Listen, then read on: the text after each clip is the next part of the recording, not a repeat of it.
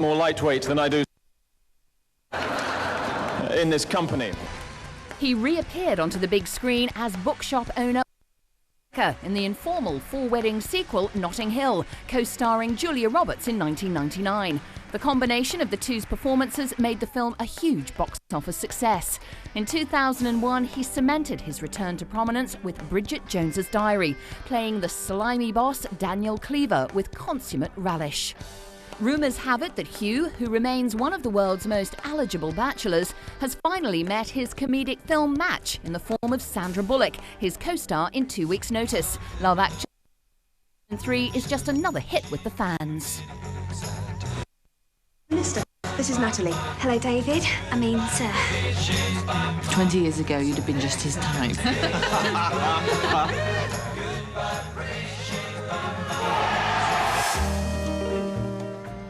He has ridden the roller coaster of success. His career now seems more secured on the tracks than ever before. Fans greatly admire this genuinely nice guy. Hugh Grant is one of the finest talents that have come from Britain, and he continues to hit the big time. You have this kind of problem? Yeah, of course you did, you saucy minx.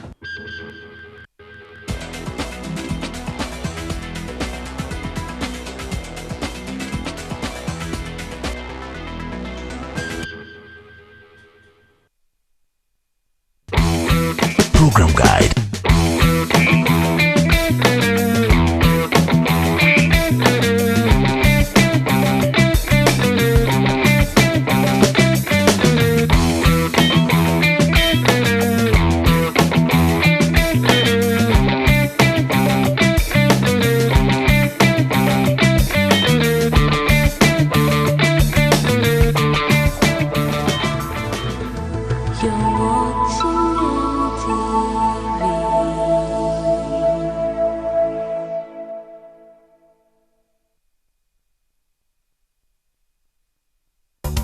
Tonight on NTV. No, please don't go. Alejandro! I wanted to try to see Gabriella. I guess you've already seen her? Why are you upset? Is she really bad or what? She's worse than ever.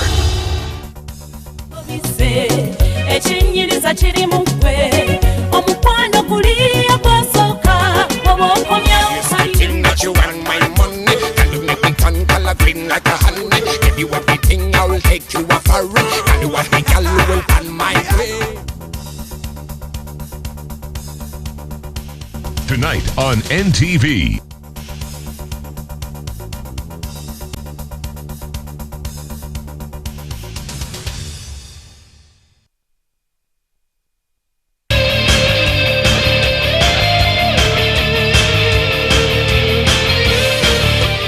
The average age of the international team is under 18. The primary role of Team Uganda is to remain to Division 2. Probably that's the only thing that can make one or two rugby fans smile, that the Cubs are doing well.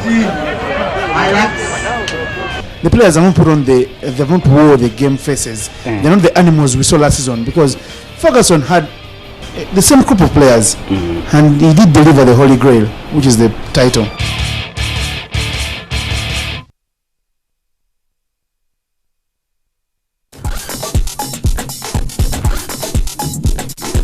Street Live in association with Reham WhatsApp.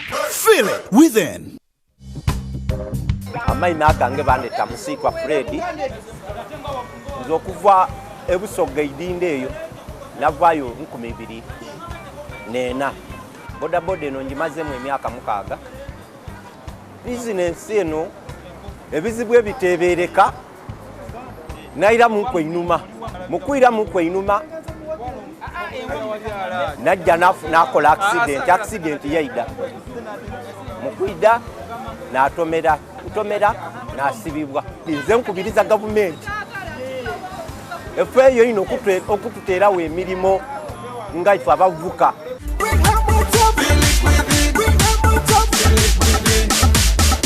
Reham WhatsApp. Feel it within.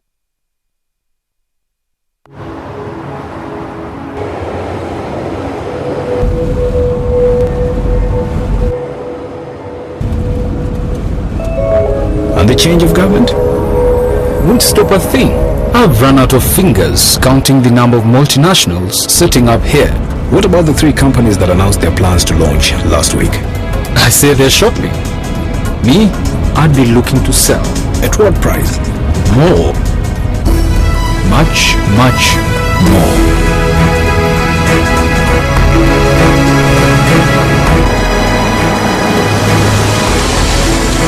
I don't know who you are or how you know these things, but one thing I'm sure of, you're in the wrong job. Here, call me tomorrow at 9 o'clock in the morning. I'd like to hear more from you. Are you ready for your big break? The East African, understanding the region. NTV, turning on your world.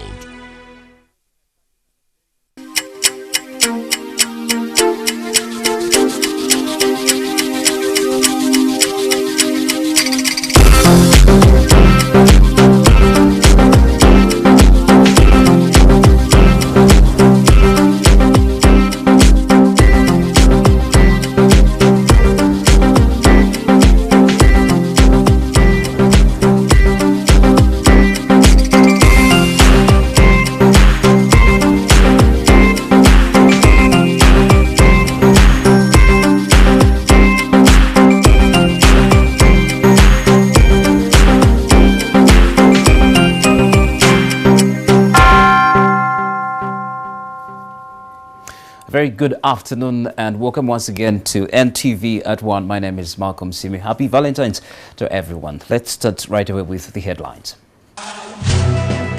For sure, we expect a crisis here. Yep. Police have deployed at the farm of the late area Kategaya to stave off a clash by members of his family. Medical experts join NRM party members in Changwanzi to deliver a scientific view about the same-sex relations. And the United Nations team is set to visit an area in Eastern Democratic Republic of Congo where 70 people are believed to have been killed.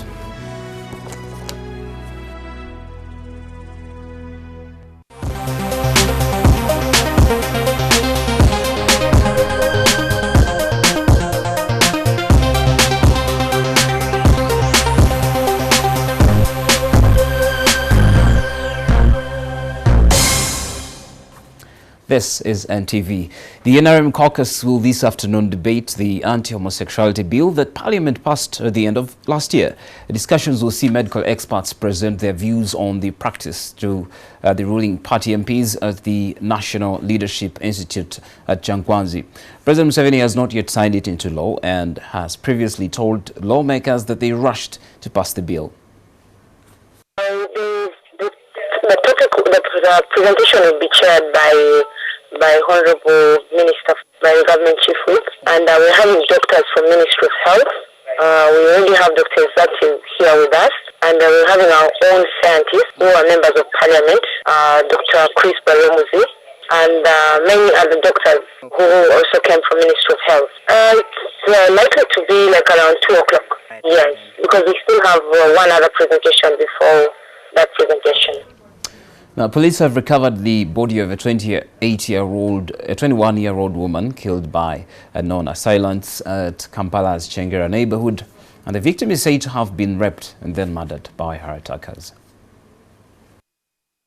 The 21-year-old woman, only identified as Shalua, was allegedly waylaid and strangled as she returned home after work.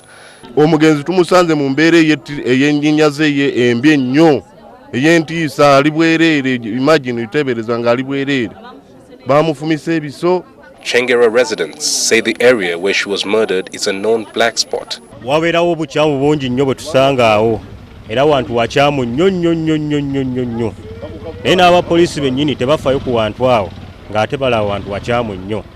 Tuyina obuzibu bw'abagagga nti bo alandiroodi abaliwo bo amataala gaako ebweru bo gabamenya so ng'ate nabo zeggeeti zibayingiza wa ewaabwe. Police asked Chengera residents to be vigilant for their own personal security. The first security starts with you yourself. So you must know how you move from point A to point B. Residents say such murders have become rampant in recent days and want the police to beef up security in the area.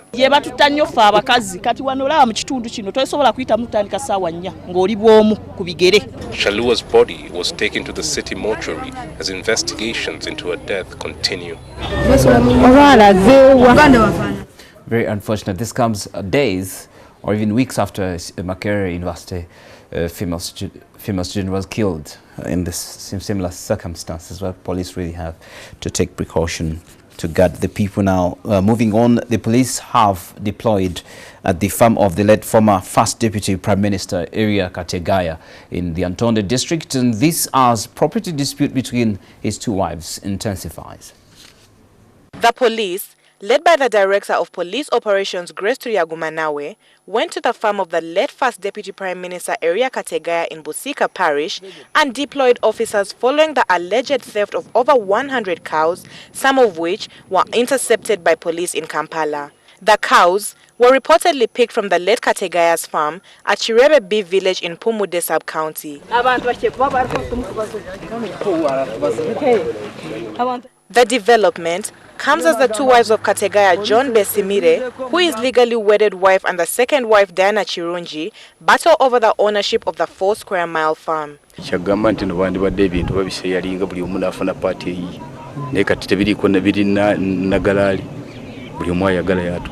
Kubanga omusajja yali alina enti eziva wano ne zituuka eri ewaffe naye kati n'obweziva wano tezituuka ku ddaamu nga wano tezinakuggwako kati ekyo tulina obweralikivu bungi ng'ababaliraano.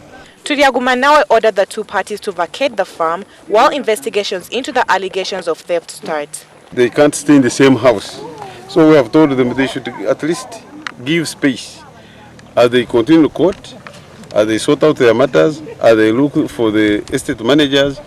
Police should be here to ensure that there are no more cattle thefts.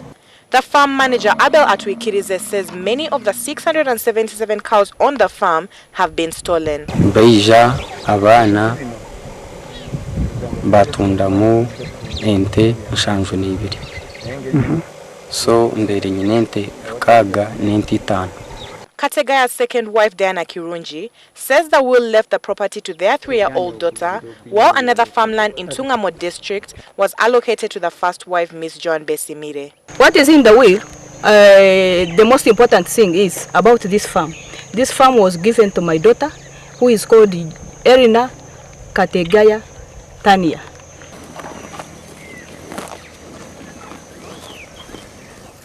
Valentine's Day is said to be a $17 billion industry. Now, scores of city dwellers here in Kampala are preparing to paint the town red this Valentine's Day to mark the Western tradition that has rapidly caught on among Ugandans. NTV spoke to a number of people in downtown Kampala about St. Valentine's Day, and we bring you their views.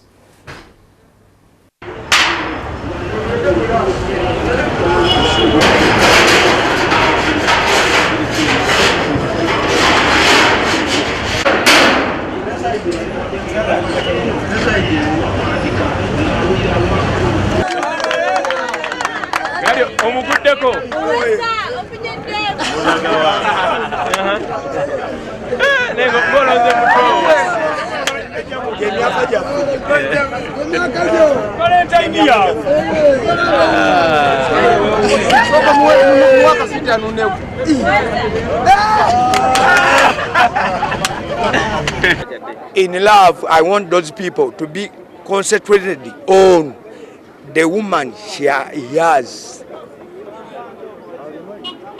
Concentrate it. Don't just make a blunder, blah, blah, blah. We don't want it. We don't want it. Blah, blah. You are going down for it. I've already given him what I was supposed to give him. So I'm only expecting from him my gift or my surprise. These days people no longer have love these days, yeah? They just go in for money. They don't consider what they call love. They just go, if you have money, I will go with you. But I go not because I love you, but because I want money. They are after money. You know, for him, he's planning so many things. We are expecting to get a new house, to get another kid. So that's what he's expecting.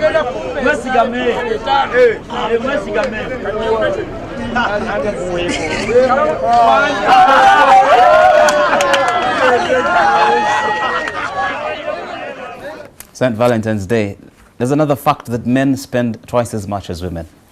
Now, that's on that day. Moving on, the police and Uganda National Bureau of Standards have closed the shop and arrested a group of people in downtown Kampala that are alleged to have been selling counterfeit motor oil. It's alleged that the counterfeit oil was being sold in Total Oil jerrycans whose upper seal is left intact.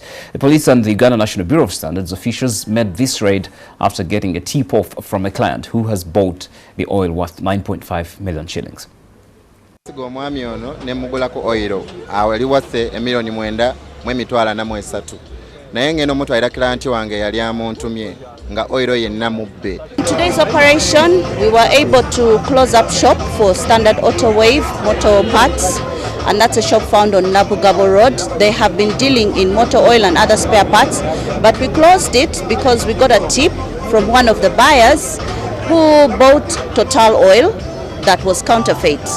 Upon reselling the oil, he got complaints from his customers. So he came to UNBS, and with the police we were able to arrest the workers, but the owner, Awan Shafik Luchamzi, is still at large. He is somebody who is known for this vice and was previously arrested in Bulenga dealing in the same kind of counterfeit. We're still looking for him.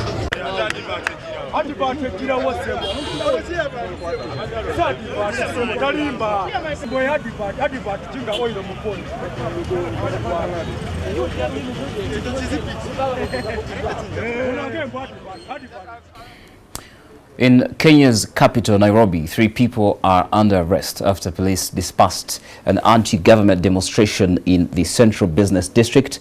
The demonstration, dubbed the February 13th March, had been called by activists to petition the government to address issues currently facing the nation. As NTV's Brenda Wanga reports, government accuses the USA of funding demonstrations through USAID in a bid to destabilize the government, an accusation denied by the USA government. When the history of Kenya is written, a special chapter, one less with tear gas, blood and sweat, will be reserved for this small but increasingly significant piece of land in the city. Today, another footnote in that illustrious story was being created.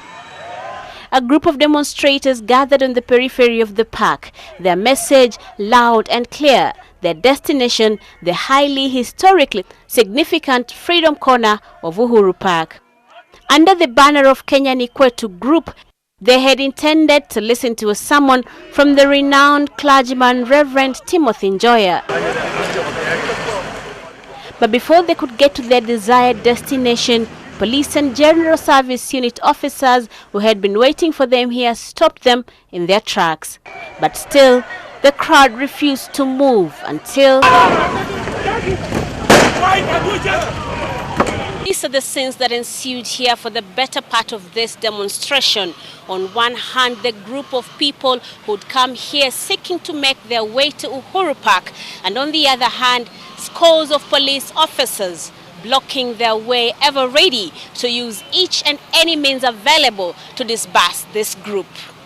The group insists that their mission here was noble, to take stock of the government's performance thus far. Very unpopular government that is afraid of fighting shadows. The government thinks otherwise. According to intelligence sources, the group is allegedly receiving funding from an American non-governmental organization to destabilize the government. Kenya is a group of organizations. I don't see Americans here, but at least you can say that even if they were here, Kenya is not a parochial, it's a group of village. So we all work together. Who's funding us? If we're funded by foreign government as they claim, where's that money? I'm a Kenyan citizen, I have a Kenyan ID, and I have a Kenyan account. Tell them, show you my bank statement. There's no money coming to me. Who's funding me? Let them prove it. In a statement, the USA government has denied liberties and undermining the gains made in the fight for democracy in the country. They also took issue with the government's inability to adequately address issues of insecurity, hunger and famine, and emerging corruption. The demonstration lasted for the better part of the morning before 4 people were arrested, amongst them one of the organizers who later escaped from a moving police vehicle. Brenda Wanga, NTV. Thank you, Brenda. We're now going to take a short break. NTV at 1 comes back with more news.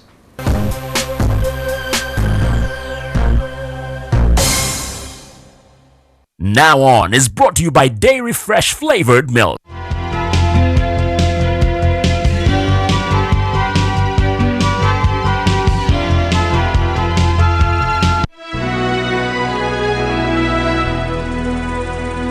Enjoy the tasty and nutritious goodness of Dairy Fresh Flavored Milk. Delicious to the last drop. Brookside, goodness for all.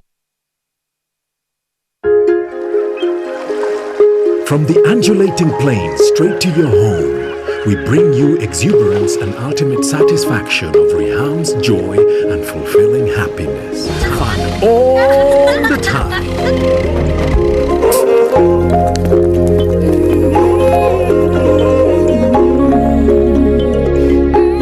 Some moments cannot be measured, while some things are priceless. But moments like these are truly engraved in our hearts.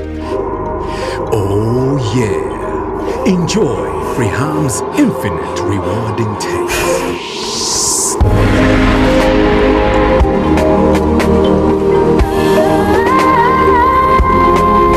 Reham, home is where your heart is.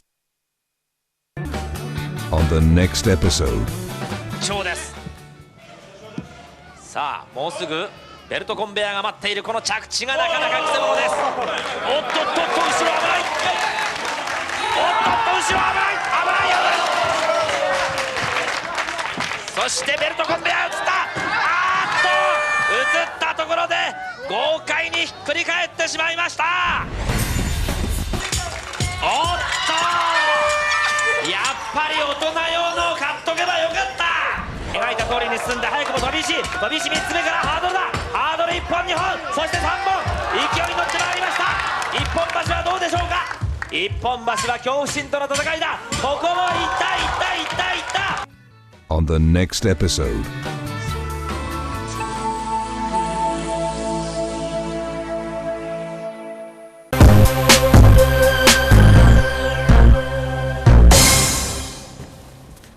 Welcome back. This is NTV at 1. Research and business audit experts are asking telecom firms in East Africa to spend up on efficient innovations that are cost-effective in light of the region's young population that remains the most vibrant in terms of technology, media and communications.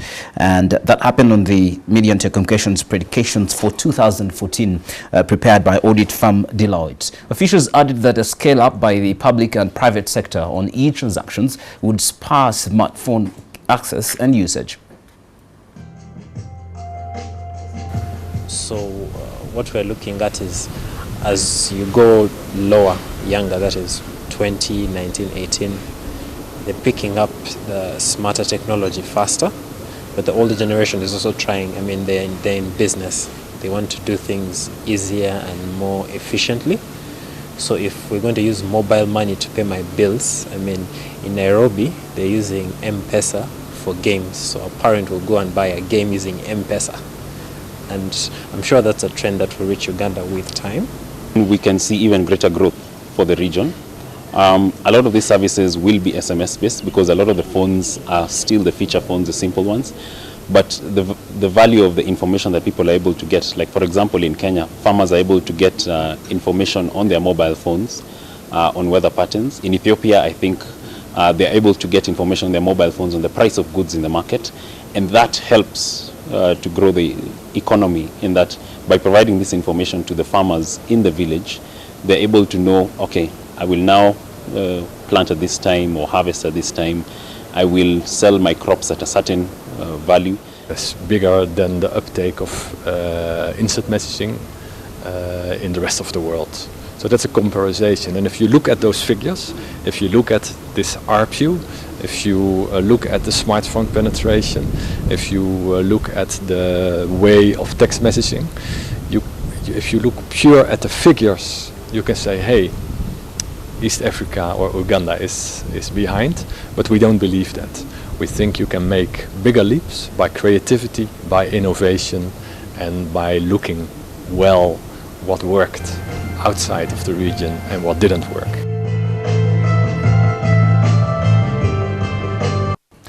The UN mission in Eastern Democratic Republic of Congo says more than 70 people have been executed by armed groups to spread terror. This and more in our international news wrap. The UN mission in the country says more than 70 men and women have been executed in the restive Eastern Democratic Republic of Congo. The United Nations further reported that the summary executions were mainly committed by armed groups to spread terror among the population. The majority of the victims were killed with machetes. A MONUSCO spokesman told Agence France Presse News Agency that the killings happened in late January and early February. They took place in the Nyamaboko villages and in the resource-rich North Kivu province, where armed groups regularly attack civilians over ethnic and commercial disputes. In December, MONUSCO's intervention force, whose mission is to neutralize all the armed groups active in the troubled country, boosted its presence in the area. In Indonesia, volcanic ash from a major eruption has shrouded a large swath of Java, the country's most densely populated island, closed 3 international airports, and sent thousands fleeing. The AFP news agency says that the alert status from the Mount Kelub, considered one of the most dangerous volcanoes on the island, was raised late on Thursday, just hours before it began erupting. The National Disaster Agency spokesman says about 200,000 people from 36 villages in a 10-kilometer area around Kelub in Kediri district in eastern Java were being asked to evacuate. Television pictures showed ash and rocks raining down on nearby villages as terrified locals fled in cars and on motorbikes towards evacuation centers. Booms from the mountain could be heard 130 kilometers away in Surabaya, the country's second largest city, and even further afield in Yogyakarta. Around government buildings, they've been... Elsewhere, hundreds of riot police in Thailand have moved through parts of the Thai capital to retake areas occupied by protesters who have been demanding the resignation of the government for the past 3 months. The operation in Bangkok started on Friday, with police reclaiming besieged government headquarters without resistance. According to the AFP journalists who witnessed the operation, forces retook areas around the government house that Prime Minister Shinawatra had been unable to use for about 2 months. Most protesters appear to have left the area already. Shinawatra and her cabinet have been forced to work from undisclosed locations around the city for weeks due to the demonstrations.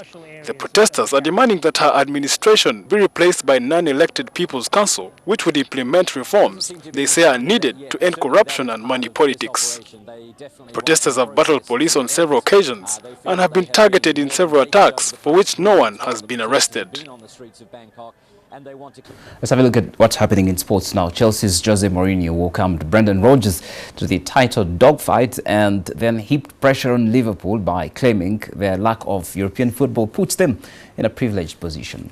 In tennis, Britain's Andy Murray reached the quarterfinals of the ABN AMRO World Tennis Tournament with a 6-4, 3-6, 6-3 win over Dominic Thiem in Rotterdam. Chelsea manager Jose Mourinho has tipped in from Liverpool to emerge as serious challengers for the Premier League title this season. Mourinho's side are currently top of the table, but fourth-placed Liverpool are just 4 points adrift, and the Portuguese coach feels Brendan Rodgers' men have a major advantage given their lack of European involvement.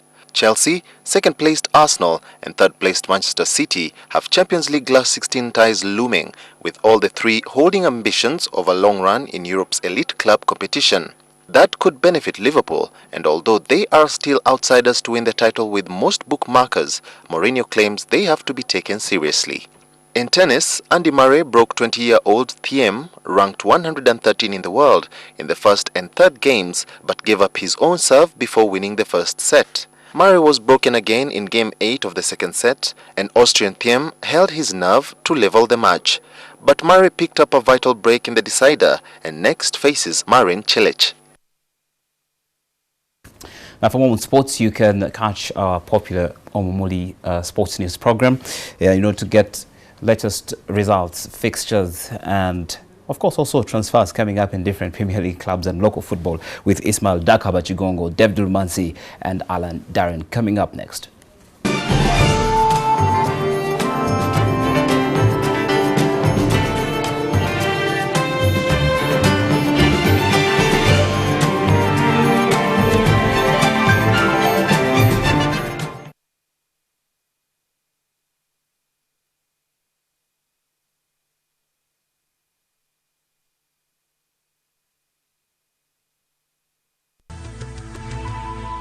NTV, turning on your world.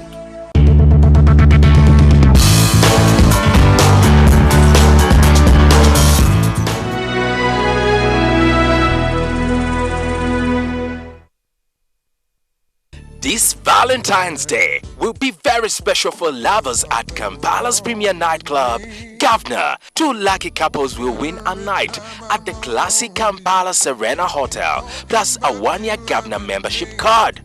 Book your table for 2 at only 200,000 shillings, which entitles you to entrance, dinner for 2, courtesy of Kampala Serena Hotel, and a Bailey's Irish Cream gift hamper. Single ladies will pay only 20,000 for entry. Lovers will be serenaded by live jazz, soul, and R&B music by Black Roots Unlimited. Don't miss this year's Valentine special at Governor. Whatever your mood, we got the color. Cause you keep telling me.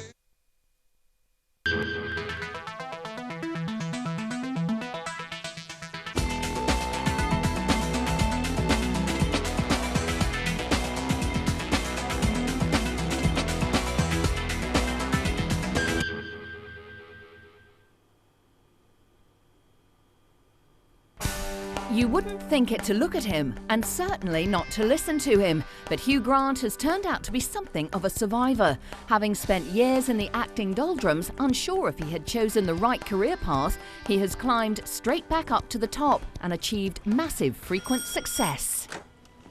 You don't have a kid, do you? What? You don't have a kid, do you? Of course I've got a kid. What are you on about?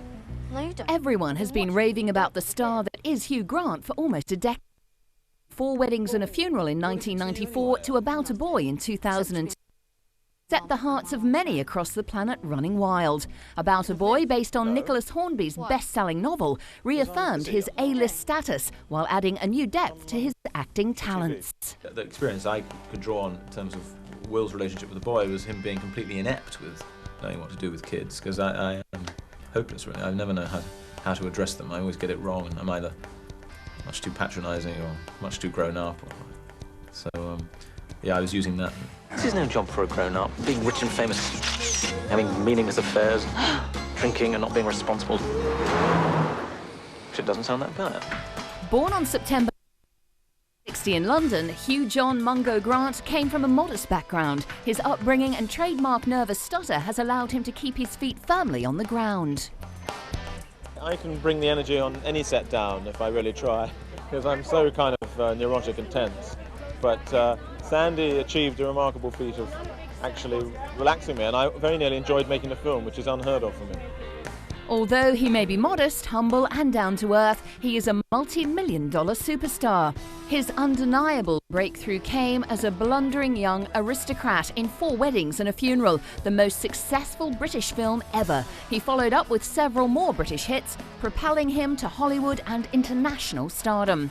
His fame came back to haunt him in the darkest hour of his career in 1995. Hugh gained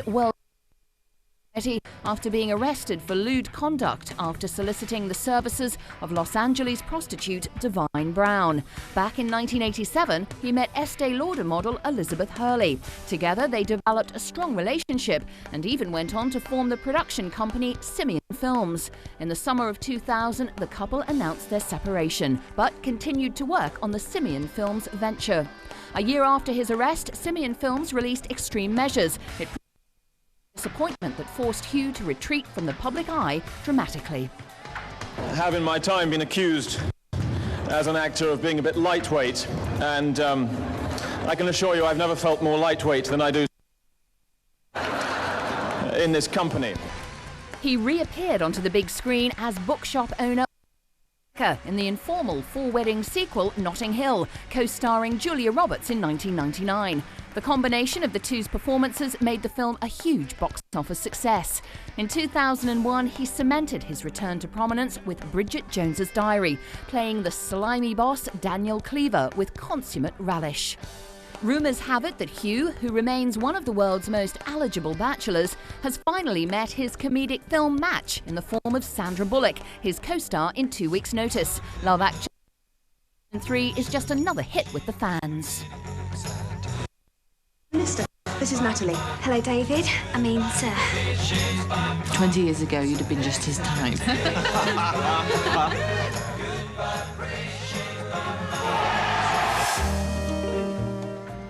He has ridden the roller coaster of success. His career now seems more secured on the tracks than ever before.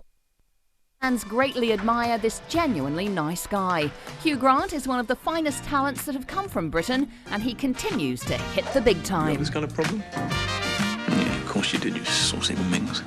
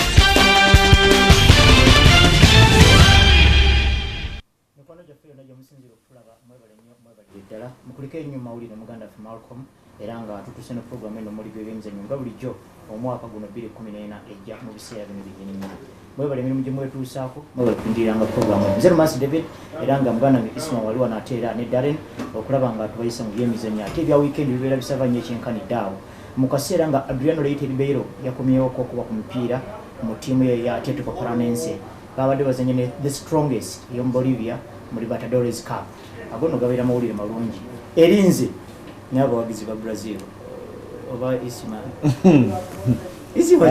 sina chenchirowoza nako sina chenchirowoza Adriano omuzanyo omulungi wamala emyaka 2 nga takuba kapiira nadda nakubako eddakiika 5 nga nkwafu nga buvumu nga buvune oba mbidde byonna ebyo kati omanyi mbala musaka ali ku program ndo manyi omuzanyi wabanga ensonga yamujje ku mpiira si ya mpiira tanuma nyoba olumu nebwe abatunde omwenge tebagamba ko nti gundi onywedde mungi lekeraawo ate bakubire essimu ng'otudde onyweredde waka bakubire essimu kati walogo bangambe yagunyweranga mu mugaati omusanga alya mugaati kazi mulimu ecupa nambe ya walagi ne guno omuze aguli nnyo ndowooza mu bazanyi avudde mu South America bwe wunyako ndowooza n'omuzanyi one omusawo Socrates omuzanyi ono yali omusawo medical doctor naye bidde banji bwe batu Ronaldinho okukkirirako kwatandikira Ronaldo obabo obeera nene mbozi tuga mu luzungu ya rags to riches kubanga omuntu bobanga ovudda wabi atanga mu bintu wekka wabi kugamba gubadde nnyo omuze mbazanyi beeyo okay ne ndoza mu bantu banji kwa ogamba nti bazanyi boka ne Paul Gascoigne naye ebizu bye bitandikira awo ndoza n'abazanyi nga Steven Gerrard oba Ryan Giggs nga tebayina abantu abayamba banji nnyo naddala ku club zaabwe no bandi esanze nga bali mu mbeera yemu n'okugenda ku training kyandibadde kizibu naye Adriano yakubako mutono nze sirowooza nti omupiira sirowooza nti nganze omuntu namusubwa nnyo mpira gwinza okuba gwamusubwa naye yakuba mutono yakubayo emyezi ng'ebiri kiringa eno programu ejjana nebanyumira ennaku 3 ne tugijjako bwati Adriano ayina we yakoma nakuleka mufumu ekirungi guyo yakomyewo Darren Valentine egenda etya njawulo. Okay. Naye era abagenda okona ebido olunaku olwaleero nabo bangi. Mbadde nga neeyisima omutadde mukonzi tasobola kubaamu oyo mwesiga. Naye omulungi atulaba ali ku NTV. Sudan basooka ne omuzannyi nga Stephen Benga alwadde kumpi ne bavaayo ne boogana ne bamutwala e Sudan.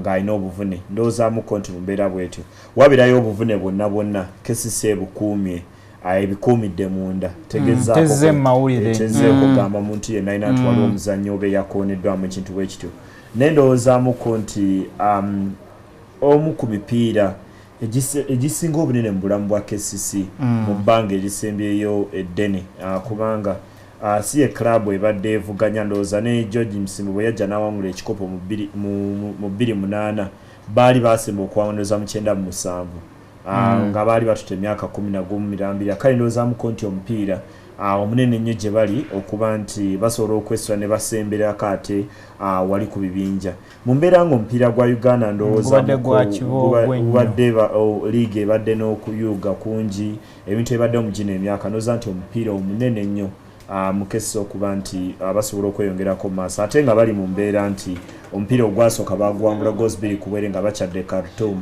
kyendowooza nti ntandikwa nene nnyo gye bali ey'okuba nti bayitamu era nze result bwejje esobodde kuyitamu nze omu ku abajja okunyolwa ennyo ndowooza buli omu newoba nga toli muwagizi wa kesi ojja tule ogambe ye naye kesisi ne guno gwekulembedde 2 ku bwerere ne gubalemu okuyitamu buuze kyekendowooza nti kesi mu resultage yakuwangula okuyitamu Darren ensonga ziri 2 zensaba okwo ayagala kulumbirawo agamba ayagala goal ez'omu bwangu okusinza ku byagambye bannamawulire kyendowooza nti kino kirungi ogenda tubuulira kayinza kituukiriza atya ekyokubiri wawuliddeyo ekipya ku gundi Hassan Wasomawanda nti bamukkiriza mu nkambi kubanga twamanya nti olunaku lwe baagenda e Sudan yali awandiise okwetonda kwe n'okunyonyola gye yali abulidde okumala akabanga olowooza nti yakkirizibwa ki kyewawuliddeyo era bw'abakkirizibwa n'asamba omupiira gw'enkya kikyayinza okwongeramu David ekisooka bwe mba omutendesi George Nsimbe mu mbeera kesisi gyerimu gye baagenda nga tebalina asanuwaswa sandirowooza nti bandimutadde mu guno afazaali bandimulese ne bagumaliriza ne bamuleeta ndowooza mu biseera ebijja maaso singa kesisi eyiseewo kuba ndowoozamu kiyinza okutaataganya ttiimu mu ngeri emu oba endala ndowooza olaba omusambi yeekweka kati ate akomyewo yeetonze ndowooza bino byonna kesisi yandibibuusiza amaaso neetunuulira omupiira guno bwe guggwa olwo batunuulira asanuwaswa naye bwoddayo ku kiri eyo kyogamba ekya goolo 2 David twali wano wiiki eno nnaku ndowooza 2 emabega nga twogera ku kesisi kyerina okukola anti tebalina ate kutuulayo nnyo naye ate okulumba okufuna goolo eze2 ez'amangu omutendesi zagamba nti azeetaaga ndowoozamu nti yandyerinzeemukko wafazayi ne bwafuneemu ebisobola omumala nemutwaliriza mu mupiira wazino eddakiika 9 nnyingi ze baateeba eri Sudan zaali 2 mu ddakiika 2 eya22 n'eya24 Hamanuwaswa ne Tonodu ate saagala ate agenda akyusa ennyo ttiimu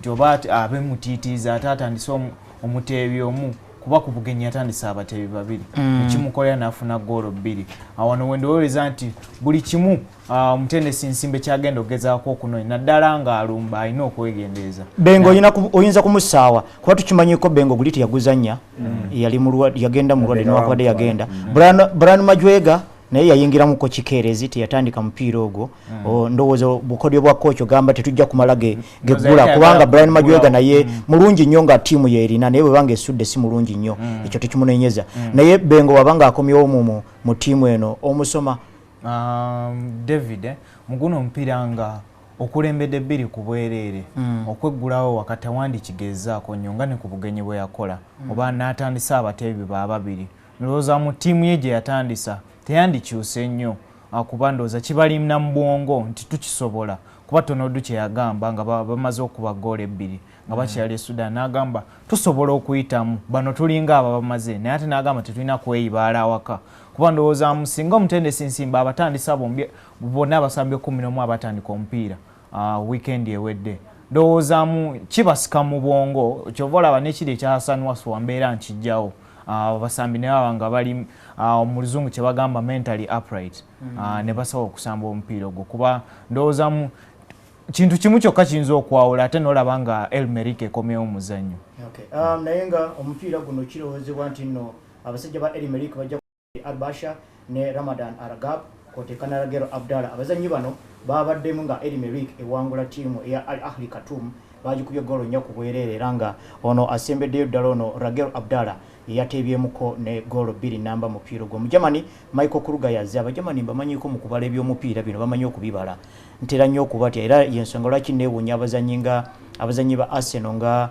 Mesut Ozil lwaki tasobola kusala free kick ezo kubanga abajamani bategekebwa okubira ddala mu academy oba lwakuba yenzaalo yettake kwegamba oyinza okufuna ebyokulabirako ebiwerako naye nga olowooza nti n'abajamani bano bamanyi okubala nolwekyo kesisi tetunayitamu tugezeeko okulwana bwe tuyitamu wano isima tusinkana omuwanguzi wakati wa Nkana Red Devils ne Mbabane Swallows eye Swaziland twandisabye endowooza eye Swaziland guba mukisa mulungi okuyitamu Nkana Red Devils naye David waddemu ku club za Zambia ensinga amanya ebadde yagwa nnyo yakagendoza nowezemu okuwangula liigi y'eggwanga erya Zambia yali egenze emyaka giri mwenda ebasiraidde kuba liigi Zambia bagiraga ku Supersport ntera okulaba n'ensekerera embeera gye tulimu kubanga ebisayi basambira mu biringa wankulukuku abwagize balina balinga abeere wankulukuku mu bungi oba obutono bwabwe era benkana nga aba Uganda Nkana naye ebadde yemu ku ezo club za Africa zoyinza okuyita mu luzungu Sleeping Giant ebadde wansi omutindo ogenda okukoma obukomi okuba nti evuga ate nga yasooka kuwangula ekikopo ekya Zambia Cup ekyenkana nga FA Cup omwaka guli eri okukoma okuwangula ekikopo nandowooza nti gyonna mirungi sirowooza nti essaawa eno bw'obeera mutendesi George Nsimba osobola okutunula nnyo mu maaso okusingako oba nembeera muwagizi oyagala nnyo okutunula nnyo mu maaso okusingako omupiira gw'enkya kino ekyenda ebirala binajja okay mpozi kyentegeddeko aba KCCA ng'ekitongole bategeeraganyeeko ne kampuni ya baasi yawakula ennume mwe bajja okutwalira abantu obwereere singa onogira mu kajoozi nga kaliko amannya ga club ya Uganda oba KCC oba Villa oba Express oba Cranes nojja wali ku Constitutional Square we bajja okusimbula ku ssaawa 6 olunaku lw'enkya kale nno nenga kugendera bwereere n'olwekyo olina okukuuma ebiseera gwe eyandiyagadde entambula ey'obwereere ogenda okulaba omupiira gwa KCC naye olunaku olwa Sunday era mu kisaawe ennamboli ttiimu yaffe endala ya Victoria University etukiikirira mu Confederations Cup nayo egenda kuzanya Don Bosco ntegeddeko nti no Don Bosco etendekebwa omusajja ono gwe bayita Lamine Ndiaye balina abavubuka enzaalo ze Zimbabwe betwalabyeko ne mu mpaka eza Chan nga Dariru Nyandoro balina Christopher Samakweri balina Carrington Gomba mpozi ne Lunguluka omuzannyo ono nga yenzaalo ye Zambia balabika bagenda okutambulirako ensonga mu mupiira Isima ne Darren bwe tugenda okulabako obaolyawo Dennis Iguma nga akomyewo ne Savio Kabugo mugutunulidde mutya guno ndowoozamuko nti Victoria University emikisa gyabwe giringa 2 ku 10 okuyitamu abeesimira ekinnya kinene nnyo ndowooza olumu bw'ogenda ku bugenyi n'osula omupiira 2-0-0-2 tekiba kibi nnyo naye 3 ku bwerere wansi kitegeeza nti Don Bosco yeetaaga ekyamagero mu luzungu tukiyita a minor miracle yeetaagamuko ekyewuunyisa okuba nti Victoria University eyita mu guno omupiira kyendowooza nti embeera yokka jasaana okubeera n'omukisa oguyitamu ndowooza nti balina okugenda mu first half bakulembere goals 2 ku bwerere 2 ku bwerere kitegeeza balina osamba eddakiika 45 nga tebakoze ensobi yonna nga buli kimu bwe mba njagala kuwa David pass gwenjiwadde bwe mba nga tusudde omupiira nga mbadde nyina kwimirano wennyimira si wano nti balina ozannya kyoyinza okuyita omupiira ogutaliimu a flawless display nga mu ddakiika 45 tewali muzannyo akoze ensobi tewali kintu kyonna kitakoze tewali agudde ekigwa atalina ggwa yembeera yokka Victoria University gisobola okuba nti eyitamu oba bakisobola ekyo kirala nnyo kubanga nategeddeko nti baliseemuko mikyo kyesitakkiriziganya nakyo okujja abayambe nategeddewo ne Fred Kajoba najjo bayambako okuba nti atendekako bakipa olw'okuba goalkeeping coach Moses Soloya yali taliiwo ne Benjamin Ochan taliimu ali kimera nga taliimu ndowoozamuko beesimira ekinnya kiwanvu okutandika okuwalampa okivaamu ndowoozamuko nti ne sabbiiti emu eno olumu bw'abanga omusajja yakalabudde ne jirita ekiwundu kiri tekinnawona nti omupiira oba nagwo guzze manguko gubadde olumu gugyetaagamuko sabbiiti 2 okwanukula ne mugenda ne muwummula kumpi ne mugezaako gwerabira naye kwegamba ekiwundu kiri tekinnawona wakamala oteekako plaster ng'ate onajja agamba plaster kanjijjeko ndowoozamuko mu mbeera bwetyo Don Bosco enemikisa nga 810 okujja mu Victoria University. Okay, Darino olina kweyongerako kubanga nze nakyogerako wano kankiddemu ensonga ya Coach Micho okuyambako ku Victoria University mu Uganda kyali kibaddemu ne kitukolera 1968 Uganda bwe yafuna Bukad Papa mu Germany omusajja oyo endagaano ye yaggwako mu 1972 naye tiimu ya Cranes gye yazimba yeeyo ekinyusi kyayo kye kyatukiikirira 79 76 ne 78 naye ate teyakoma ku kuzimba tiimu eyo naye ng'ayamba ne kubatendesa abawo naddala nga mu bikopo bya Africa. Lieutenant Wilson Ogwal yali atendeka Simba ebiseera ebyo Simba emale ekiike mu kikopo kya Africa nga kino Victoria University mwegenze yamuyambangako era okukkakana Simba yazanya paka ku luzanyo lw'akamalizo olw'ekikopo kya Africa kino kitwogerako wano kaakati bannaffe bano bagenze okukiika n'olwekyo ogenda okwesanga nga oluusi kibaako wekiyambira newankubadde nga kiba kirina okuba nga kibumbiriddwa ebirowoozo ebirungi okugeza nti no mole byekwasa omutendesi muto mu myaka ne mu butendesi muto yakabeera head coach tanaweza na myezi 6 naye tiimu ye nebeera nga eri mu kikopo kya Africa kinene bwekiti kwegamba bwe kitabeere kyakagwirawo naye nga ejja kubeera nkola ntino abatendesi nga bana balabika nti bakyali bato ku mulimu balina engeri gye bayambibwako national team coach okusinziira ku ndagaano gye yakola ne FUFA nze ekyo sikiina mu mutawaana naye nga Darren Isima wakomye ku nsonga ya Victoria University and Don Bosco Victoria University agiwadde chance ntono bitundu nga 2 ku 10 okuyitamu naye ffe bannayuganda tunaddeyo ne twekuba empinti nno nga tulabye Victoria University okuvaawo nga tiimu yakatondewa tunaweza na myaka 5 obukulu. Nedda David omanyi abawagizi abasinga bagenda mbisaawo olw'okuba baagala essanyu baagala tiimu zaabwe ziwangule kyendowooza Victoria kyeyandikoze kuba n'abawagizi bangi abatalina ssuubi nti Victoria ejagenda eyitemu ekyuse goolo ez'essatu egenda eyitewo naye mu ndowooza yange ndaba bandigenze ne bafuna goolo eyo ey'amangu esooka ndowooza esobola obbazaayoko mu kibalo eyokubiri ate nayo nejjako mangu nga tebanagenda mu kitundu kyakubiri nga Isima bwagamba kubaawo awo Don Bosco eba etandika okunoonya esooka awo batandika n'okweggulawoko mu ndowooza yange singa Victoria egenda nefuna goolo 2 nga ekitundu ekisooka tekinnaba kuggwako awo Don Bosco etandika okweggula negamba waaki tufuneyo goolo emu endala tuddeyo ku kiri kye tunoonya kuba Don Bosco ejja kujja wano mu guno omupiira etuuleyo butuuzi kyenkana etulinde etuzeeyo ku misinde bino byendowooza ebibadde bitukola obikuba nzijukira ne goolo gye bakuba Uganda ku Angola wano yali ya counter attack nti olaba ku counter attack tetutera kukola bulungi ne tuba tuli wako oba ku bugenyi byendowooza nti Victoria yandigenze goolo ey'amangu ejja bayamba nnyo ekisooka mu bwongo ne bagamba wandusobola okikola so ofuna goolo 3 netuddayo ku kiri ekibalo pozi ekya David kye tutakonyeeko nti guno omupiira ate ogwa Victoria gugwa 15 okuyingira abawagizi ate ogwa Sande ate ogwa kesi gwe gw'omutwalo ogumu ebimu ku ebyo byendowooza nti bijja gezaako okusikiriza n'abawagizi abalala ku lunaku olwa Sande kweno tiimu empya egenze mu mpaka zino eza Africa. Kale mawulire malungi nnyo ago era ndowooza mulenzi waffe Simon Okwi ebigambo byalemwa okutulaga mu mpaka eza cyane kubanga kirabika Yunus Sentamu ne Emma Olaki bamubbako show kati ndowooza kano ke kaseera Simon Okwi okutulaga nti nange bannange mwendanjirina abasajja bakube batutwike mu dakiika 2 twali tukirabyeko dakiika 2 nga mulimu ne goolo 4 n'olwekyo Simon Okwi ne banno bemusamba nabo omupiira mukube gwa kalango bino mbibabuliranga mukulu wammwe mukube nga gwa kalango oyinza okukakkana nga Don Bosco banyuka wali nga bagenda naawe nga bakuba ku ssavu eriwerako enkola y'omupiira bwete bwebeera katuwumulemu katono tubatuuseeko obubaka tujja mu kitundu ekyokubiri tuva ku NTV.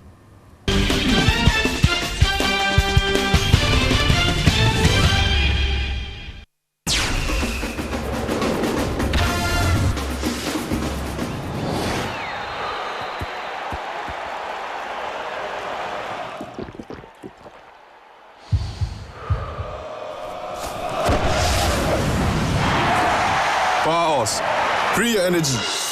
Power Horse, the energy drink with the Black Stallion. Yes, I win a trip to Brazil. On the next episode of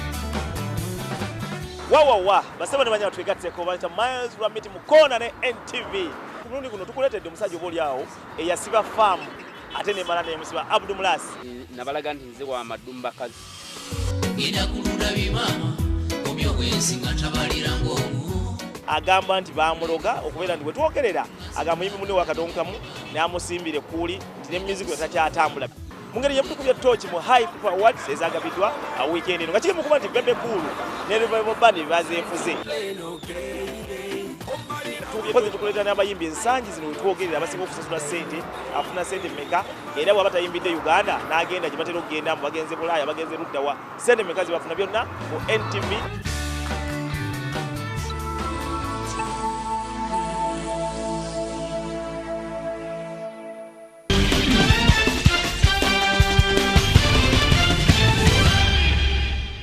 Mikono gyaffe mukulika enyo mukuwummulako abanene 16 abakyali mu FA wali e Bungereza tugenda kubalabako weekend eno era nga olunaku olw'enkya bintu byakuddiza kwegamba kuddamu kulaga munno gayaŋŋano nti lwanjooga juzi kubanga ttiimu zino ezigenda okusinkana weekend eno ku lunaku olw'enkya n'olunaku olw'omukaaga babadde bakasisinkana juzi mu mpaka eza Premier League era okukakkana abamu ne bavayo ng'ennyindo yenkata kakati olunaku olw'enkya Chelsea egenda kuddayo ate ekyalire tiimu ya Man City ku Etihad Stadium olwo olunaku olwa Sunday Liverpool egende naye ekyaleko Emirates mu ttiimu y'abanaffe aba Arsenal mu FA Cup. Isma mupiira tusooke nagwa Man City ne Chelsea kyanaku nti wetujjidde wano ndowooza Jose Mourinho essaaino wetwogerera naye ali mu lukuŋŋaana olwa wiiki olw'abannamawulire alina okubanga ekimukoyo byagenda okukoonako nti Man City tese teyasamba makati ga wiiki kyajja osookera nolwekyo bali fresh bawenkizo yajja kwogera bawumuddemu nnyo bintu bwebityo ndowooza ajja kwogera bw'atyo naye ndowoozaamuko nti ku ttiimu zonna ezigenze ku Etihad season eno Man City webadde enzibwe nnyo okukoonako wadde Chelsea kye yakola bbalaza eri bwe yagenda newangula omupiira golemu ku bwereere ndowooza kyazibukula amaaso g'abantu bangi nti osanga ttiimu eno si nnungi nnyo nga bwe twali tulowooza kimu naye ekyokubiri Chelsea ejja kugendayo ng'erina okukkiriza kw'amaanyi nti kisoboka okuddamu ne bawangula lwako ekimu ku ekyo kyemmanyi nti club ne weebanga nnafu nnyo kizibu nnyo okuwangula ttiimu y'emu emirundi 2 mu nnaku nga 10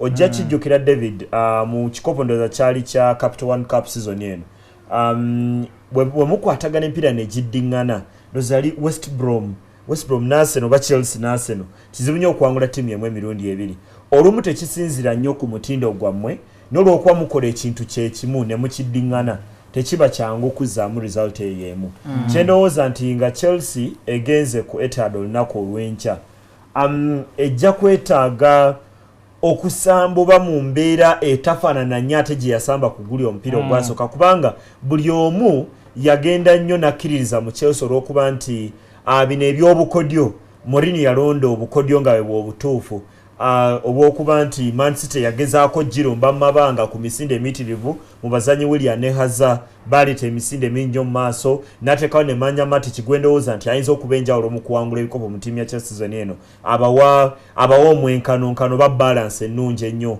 nga bano abagenda mu maaso bagenda nga ne Manya Mati abalindira ano mu makkati ekintu bwe kityo ndowoozamuko nti ayinza okwetaaga okyusaamuko kuba Man City kati ejja kusamba nga nayo ekyali nti ono omusajja yakamala tukuba kati embeera yokka ey'omwanukula ndowooza Man City egenda okusamba ng'egezaako nnyo okuwangula ndowooza ejja kuteeka abazannyi bangi nnyo abagezaako okulumba Chelsea egezeeko ofuna amabanga ku ludda luli kuba naye ekimanyi Mourinho kyajja okugamba nti Man City erina okuba refresh omusinga era kiyinza okulabikako ndowooza mu ddakiika nga 2 agasooka singa Man City etandika osamba omupiira ku misinde gyensuubira nti yegenda okutandikirako okugezaako okuba nti bawangula guno omupiira naye mu kaseera nga FA Cup ebadde eyenjebuse kine ndowooza weetaaga okulabamuko ku mipiira bwegiti nga mingi kuba ndowooza emyaka egisinga nze ndowoozamuko myaka gyengoyedde FA Cup Chelsea esinga ofuna fixture ennyangu oyinza okwesanga eri mu semifinal ng'ezanye Cardiff ng'ekubye Swindon ekubye Scunthorpe ekubye amatiimu bwe gatyo guno gwe mwaka kumpi Chelsea wesisa ofuna ku fixture West ez'amaanyi nga tebanatuuka eri mu semifinal oba mu final. Darren abazannyi ba ttiimu ya Man City owuliddeko ekyekipya abalabika nti bebadde boogerwako nti bwe batabaawo tekola bulungi nga Fernandinho nga Sergio Aguero kubanga balina enkizo gye babawa naddala nga bazannya omupiira omunene bwe guti ekyokubiri amaanyi ga Man City oba obunafu obulaba otya kuba bayimbagatanyiza ebikopo bingi ate abazannyi bagenda bakowa liigi ng'ekubye koona bakyali mu Champions League bakyalimu mu FA bakyali mu Premier League bw'obeera Manuel Pellegrini oyinza okugamba kino ne bwe kigenda David ekisooka guno omupiira si mwangu eri omutendesi Manuel Pellegrini oba nja kugamba guzze mu kaseera akatali kalungi nga timu ya Manchester City yetegeka okusamba timu ya Barcelona wakati mu week ejja kuba n'ekyo kijja kujja mbino muguno omupiira bajja gulowoozaako guno oguddako gwa Champions League kuba ojja genda okulaba nga singa wali olaba season ng'etandika oba ekitundu kya season ekyasooka walaba nnyo nga Man City ekola bulungi nnyo naddala ng'esama mu kikopo ekya Champions League kati ate kigenda kukomawo nga bakwata omunene gwe ndowooza nti ate atandise okuzuukuka Man City ogiraba wano awaka nandiroozaamu ate nti bandyagadde ogutta guno omuzannyo nga gukyali mangu kyendowooza nti Mourinho tajja kukikkiriza kuba aba Man City bajja kwagala okuwummula basambe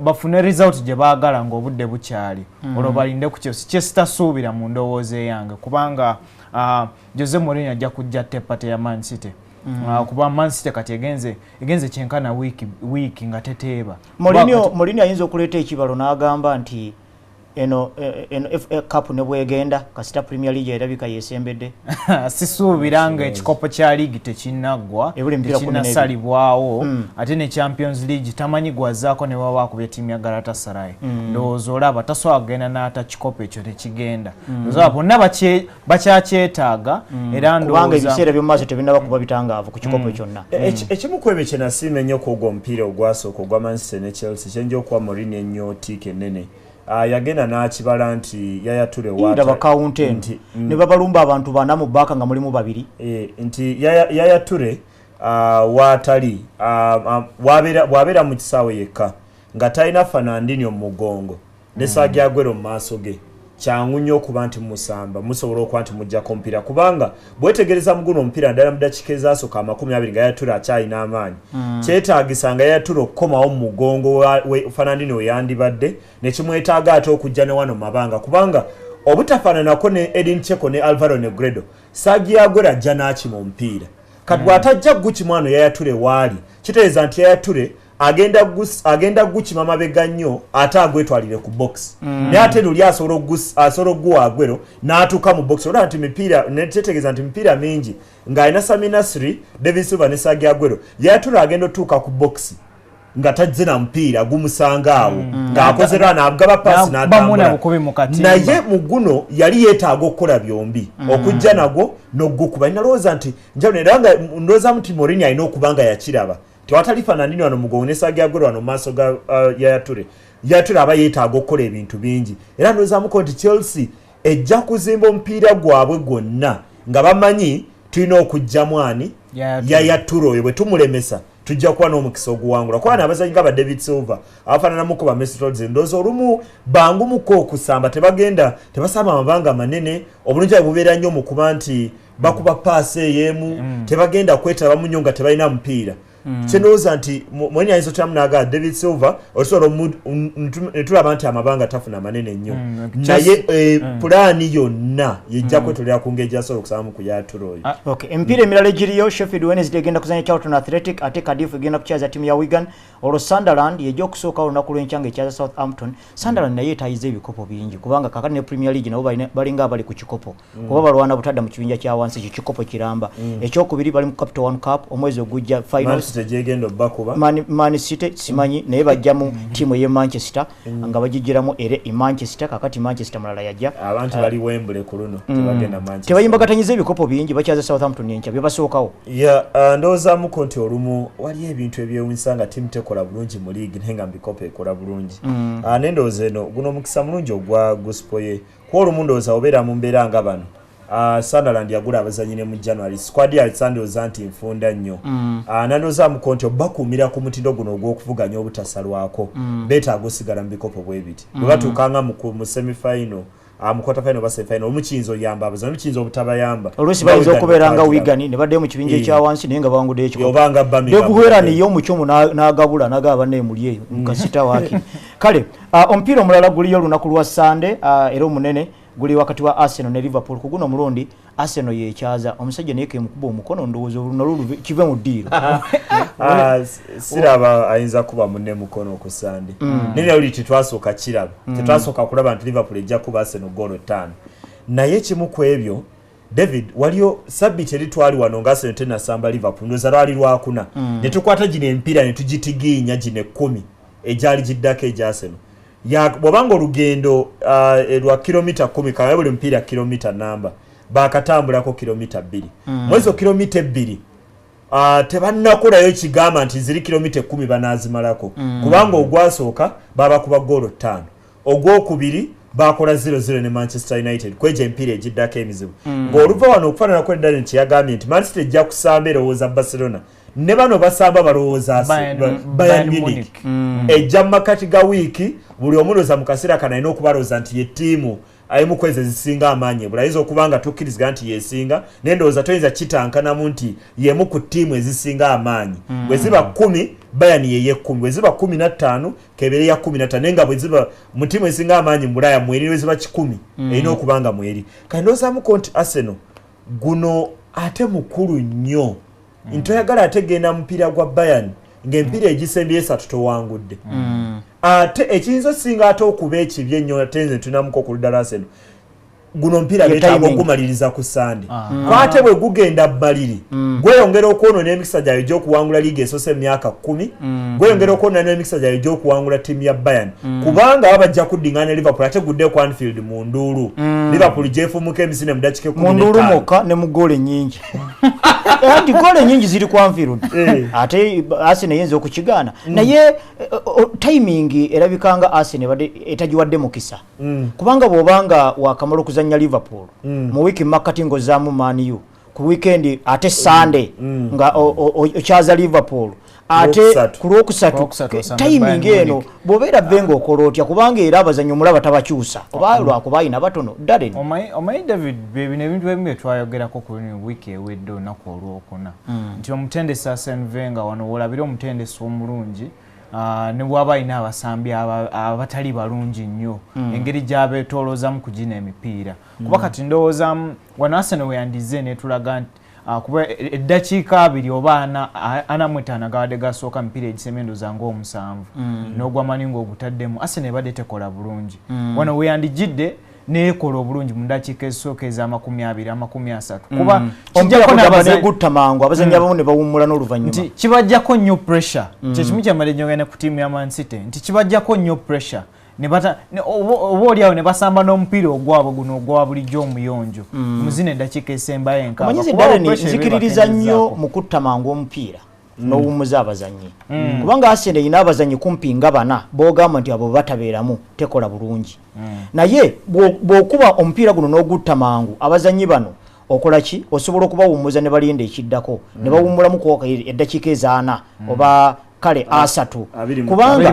bw'obanga ozanya ne Crystal Palace ng'oli waka goolo yeesooka n'ogiteba mu dakiika ya 7 nga Jozi bwe twabalaba tetugaana yafuna obubonero 3 goolo 2 ku bwereere naye omupiira gwalandaga nnyo abazanyi ne batategekebwa mipiira gino eminene gikola ki egiddako ate nga Mesut Ozil alina okubeeramu ne David kyoyogera ekyo n'Arsene Wenger kyeyandyagadde naye olumu tekijja bwe kityo ekyamazima ndowoozamu konti emipiira gino egimu Arsenal n'abazanyi beesubiddwa nti abazanyi nga Aaron Ramsey yagenda n'alala mu kaseera nga omutindo gwo gwewanise nga bwe gwali n'agenda n'alwala n'ava mu ttiimu ate Aaron Ramsey oyinza okuba nga sigolowooza nti emuzanyi asinga obulungi ne Ramsey omu ku abazanyi ba Arsenal abasobola okudduka box to box mupiira ku mupiira nga takoowa ate Matthew Flamini ajja n'afuna kaadi emyufu yali teyeetaagisa mu kaseera ako ti n'ebiseera eby'okukyusa tewabadde bazanyi bakukyusizaako kubanga kyangu nnyo okusanga kati omwagizi wa Arsenal kweno TV gye tuliko ng'agamba naye obuzibu bwaffe buli mu Olivier Giroud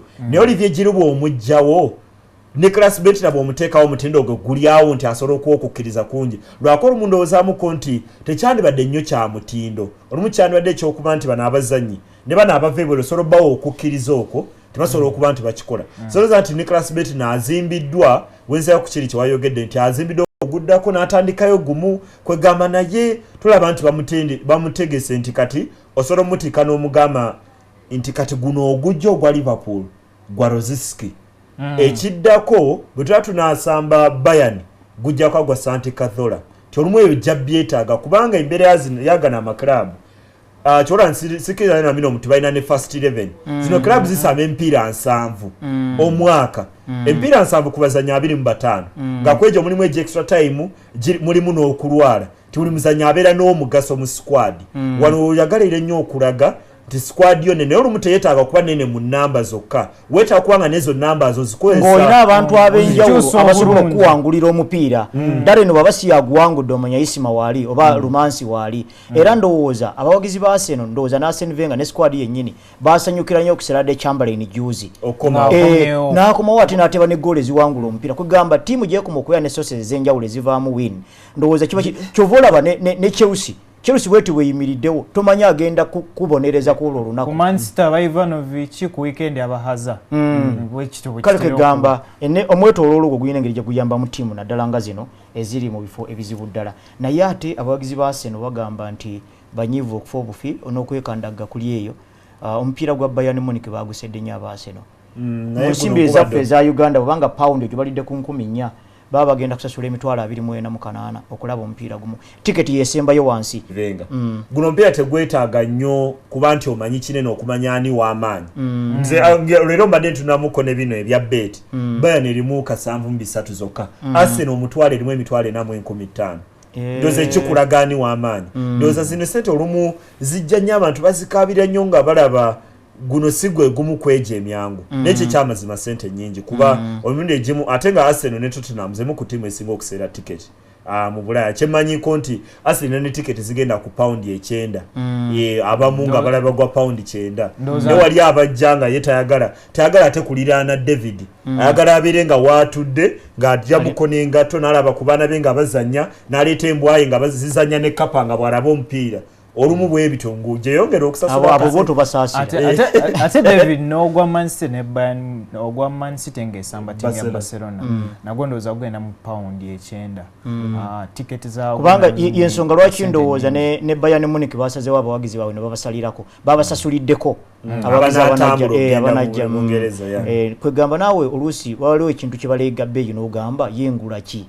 abawagizi ba Arsenal olaba beekandaga balinga abeebuuza yetugula ki kale tujja kibalekera munakiraba Everton erina okuzanya Swansea ate Sheffield erina okuzanya Nottingham emipiira egyo gyonna gya lunaku lwa Sunday ogwa Everton ne Swansea muyingiremuko mu butaganjule tulabe omupiira omunyuvu ekisooka Swansea tuyinza okwakati abasinga bakyerabira neyo yali ttiimu Roberto Martinez ng'ekyali eri wansi nga bagiyita Swansea Rona nga atandise osamba ogwo omupiira ndowoozamuko nti ttiimu bbiri ezina omukisa omunene okukola obulungi mu kino ekikopo wadde nga Swansea mu liigi tekoze bulungi bakamala n'okugoba omutendesi naye mu kino ekikopo kuba nti bagenda ku Old Trafford ne bawangula omulundi gwabwe ogwasooka mu myaka bwegityo gyonna ndowoozamuko nti omupiira wakati wa ttiimu bbiri ng'enjawulo tolaba nnene Everton badde ekola bulungi nnyo ewaka naye bukyanga Romelu Lukaku yalwala amagolo gabadde mazibu okufuna Kevin Mirallas bw'atateeba bajja kulindira fiki kuba penalty ya Leighton Baines kati bakaleeta Lassina Traore no Ivory Coast mwezi gwa January Lassina Traore tannakuba olowoozamuko nti balina omutikko omugugu munene naye ng'ojja kulaba Ivory Coast babiri no Wilfred Bone eno Lassina Traore kuba gwe balinawo akaseera kano era weesanga sabbiiti eri nga Roberto Martinez akubisaawo omuzannyi Kevin Mirallas nga ye mulumbi ye striker waasembayo mu maaso ndowoozamuko ono Traore ajja mukubisa naye ndowoozamuko nti ttiimu zombi anaavaamu ku guno ajja kulaba ng'asubidde omukisa munene nnyo okutuuka ewala mu kino ekikopo kuba kuteekwa okuba akaavaamu kakati singa Darren abeera tokayuza Arsenal Liverpool kijja kusinziira naye ndaba Arsenal anti owatokayuza yagaludde dda peeni ye wali Arsenal ejja guwangula Isma ate gwe Arsenal 2-2 okay ate Man City Chelsea kangendere Man City 2-1 ate Darren maliri abatukayuza mukabulidde ba investor ensonga mugirowoozeeko abakugu babyogedde katuwumulemu katono tubatuuseeko obaka tujje tugende mu La Liga ng'abanene abasatu ababiri kubo bali waka omu ali ku bugenyi e Getafe tujja kubyogerako nga tuvuddeko mu bubaka sigala ku NTV.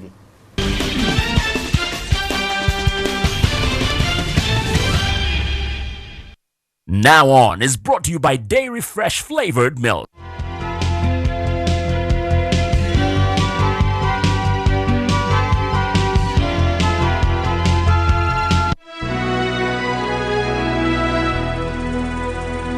Enjoy the tasty and nutritious goodness of Dairy Fresh Flavored Milk. Delicious to the last drop.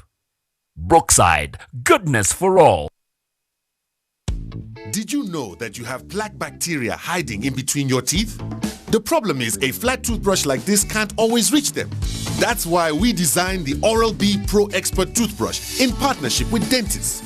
Its crisscross bristles perfectly reach between your teeth and remove up to 99% of hard-to-reach plaque bacteria. Oral-B, #1 most recommended toothbrush brand by dentists worldwide. Oral-B by P&G, everyday quality brands. On the next episode. 超です。さあもうすぐベルトコンベヤーが待っているこの着地がなかなかくせ者です。おっとっとっと後ろ危ない。おっとっと後ろ危ない危ない。そしてベルトコンベヤー移った。移ったところで豪快にひっくり返ってしまいました。おっとやっぱり大人用のを買っとけばよかった。描いた通りに進んで早くも飛び石3つ目からハードルだ。ハードル1本2本そして3本勢いに乗ってまいりました。一本橋はどうでしょうか。一本橋は恐怖心との戦いだ。ここもいった。On the next episode.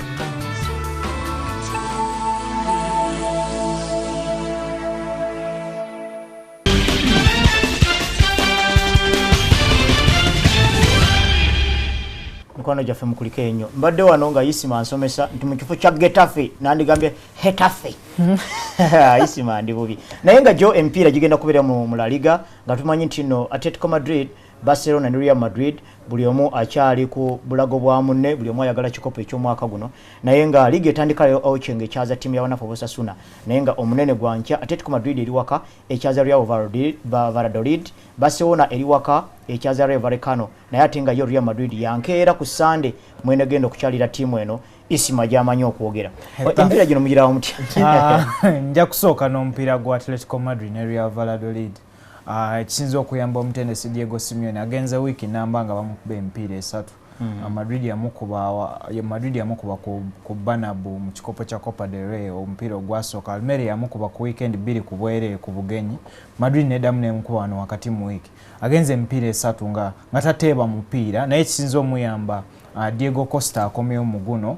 Akomyewo okuva mu kibonerezo kuba yali ku suspension ku gwa Real Madrid. N'omukwasi wa golf yabokutwa naye akomyewo ndowooza mu kaseera akalungi. Ate wano wendowooleza nti ttiimu egenda obbakyalira ebadde erwana mu liigi. Wano wendowooleza nti Atletico Madrid singa ekozesa emikisa gyayo gyonna eyinza n'ofuna goolo esukka mu 2 mu guno omupiira. Naye jjukira naye erinayo ebyokukola mu wiiki ejja Kisimo bazanyira AC Milan. Erina ebyokukola mu wiiki ejja egenda kuba AC Milan. Kyetaaga nnyo okulanga naye ndowoozaamuko nti mu sizoni ya Atletico byonna byekoze buli omu agiwaanya. Guno gwe mpira egumu kwegyo egisinga obunene. Si lwakubanga Valladolid ttiimu nnene naye obanga obadde tosamba bulungi nga towangula mipiira gufuuka munene kubanga Atletico yeetaaga okuba nti ekoma mu kifaananyi ekyokuba nti emu kwezo ttiimu ennungi.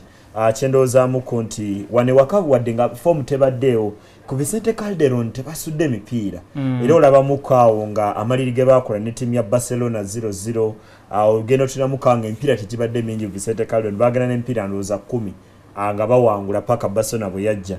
Kyendowoozamuko nti kiyinza bawo okukkiriza kw'amaanyi Atletico okuba nti bagenda maaso wangula mpi naye guno munene nnyo nze ndowooza gye bali munene nnyo. Goolo naye ndowooza zijja kuba Madrid teraze nnyo bunafu mu kukyala mu sizoni eno ne bwe banga egenda kukyala ku guno omulundi ejja kubeera nga ddabe kubanga kumpi bajja kusigalamu mu kibuga Madrid mwe bagenda okukyalira ttiimu eno naye era olaba nti babadde bakola bulungi ne ku bugenyi oba oli awo bayinza obutafuna kikangabwa naye balina nabo okukubako eriisi eri kubanga nabo balinayo Champions League naye nga goolo baziteewo okufa Spain Cristiano Ronaldo abakulembedde ne goolo 22 Diego Costa najja ne goolo 20 kakati awo Alexis Sanchez wa Barcelona ne Antoine Griezmann wa Real Sociedad basibaganye ku goolo 14 Messi akyali mabega ddala ku goolo 11 kitegeeza Cristiano Ronaldo amusinza goolo 11 namba katubalinde weekend oba oli awo guno omwaka tamusanga ndowooza mwezo goolo nyingi wadde nga guno gwa weekend Ronaldo taliimu kubanga kadi ziri kati awo Gareth Bale yagenda okubalaga ate nga sabiti ewedde Gareth Bale yakola bulungi nnyo ku mpira gwa Villarreal ono mu Argentina bamuyitaani Angel Di Maria kiyitirivu bino sijja biyiga kambi balekere bano naye nga Germany mayinze nyino okukyaza timu ya Hanover abo batandika lunaku olwaleero naye nga Bayern Munich abalabikanga ekikopo bagala kudda abagwa malire Bayern singa evayo nga tekubidde ejja kubegenza empira 21 nga tekubiddwamu mu league season enkyendowooza nti essaawa eno balina notandika okulowoozaako okgenda unbeaten mweno season ate balina n'omukisa nze ndowoozamuko nti olw'obulungi lwa Bayern oyinza n'ogaana obubi bwa ttiimu ze Germany ze basamba nazo ekisooka basamba Arsenal tennasamba basamba ku lwamukaaga Arsenal esamba ku Sunday kimu ekyokubiri ndowoozamuko nti Pep Guardiola alina n'omukisa ogumuzayo abazanyi nga bana bataano bajja okwetaaga ennyo ku Emirates olw'okuba squad yaabwe badde engazi tuyogeddeko emirundi mingi ndowoozamuko ano Philip Lambo awummulamuko guno si gwe gumu kwegyo oguyinza otiisa nnyo Bayern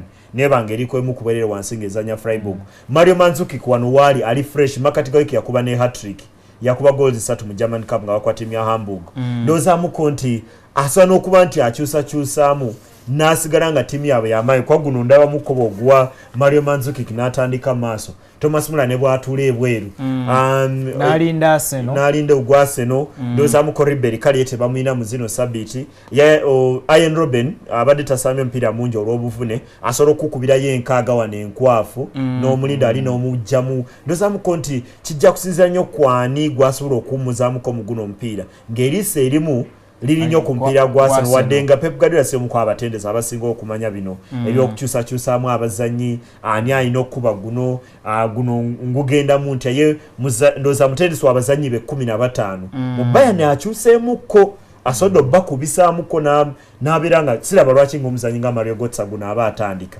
nga waliyo guli gwe ndowooza nti mukulu nnyo kubanze ndowooza nti Bayern egenda kuwangula German Bundesliga ekyo kyo kiringa ndowooza tuyinze n'ekiwangula ebula emipiira emeka kyekibuuzo ne balina omukisa omunene singa basobola okukola obulungi mu Bulaaya bayinza okweteeka mu mbeera okufuuka ttiimu esoose okweddiza kino ekikopo kyendowooza kyekiyinza bweba nga balina ekiruubirirwa ekisobola okuba nga kibawa obuvumu okusamba kyandibaddeyo Champions League okusinga emipiira bwegyo ate David okwongera ku Isma kyayogedde kino kibayamba nnyo ng'abasambi bonna bakola bulungi mu kaseera nga kano woyagalira okutta omupiira amangu olinda Arsenal kino kyandibasa kati ku Freiburg ndowooza ayinza okuzza ate abasabbiiti eri ku weekend ne bakomawo olwaddire Thomas Muller ne Mario Götze balumbe Pamet Saka gwe bamanyi obulungi mu Germany munaabwe onoowulira tokayuza tukoze tutyawo Bayern Munich ejja kuwangula naye tebeera mu ssente ebeera mu 107 kubanga y'amaanyi olumu ne siringi 90 ku mutwalo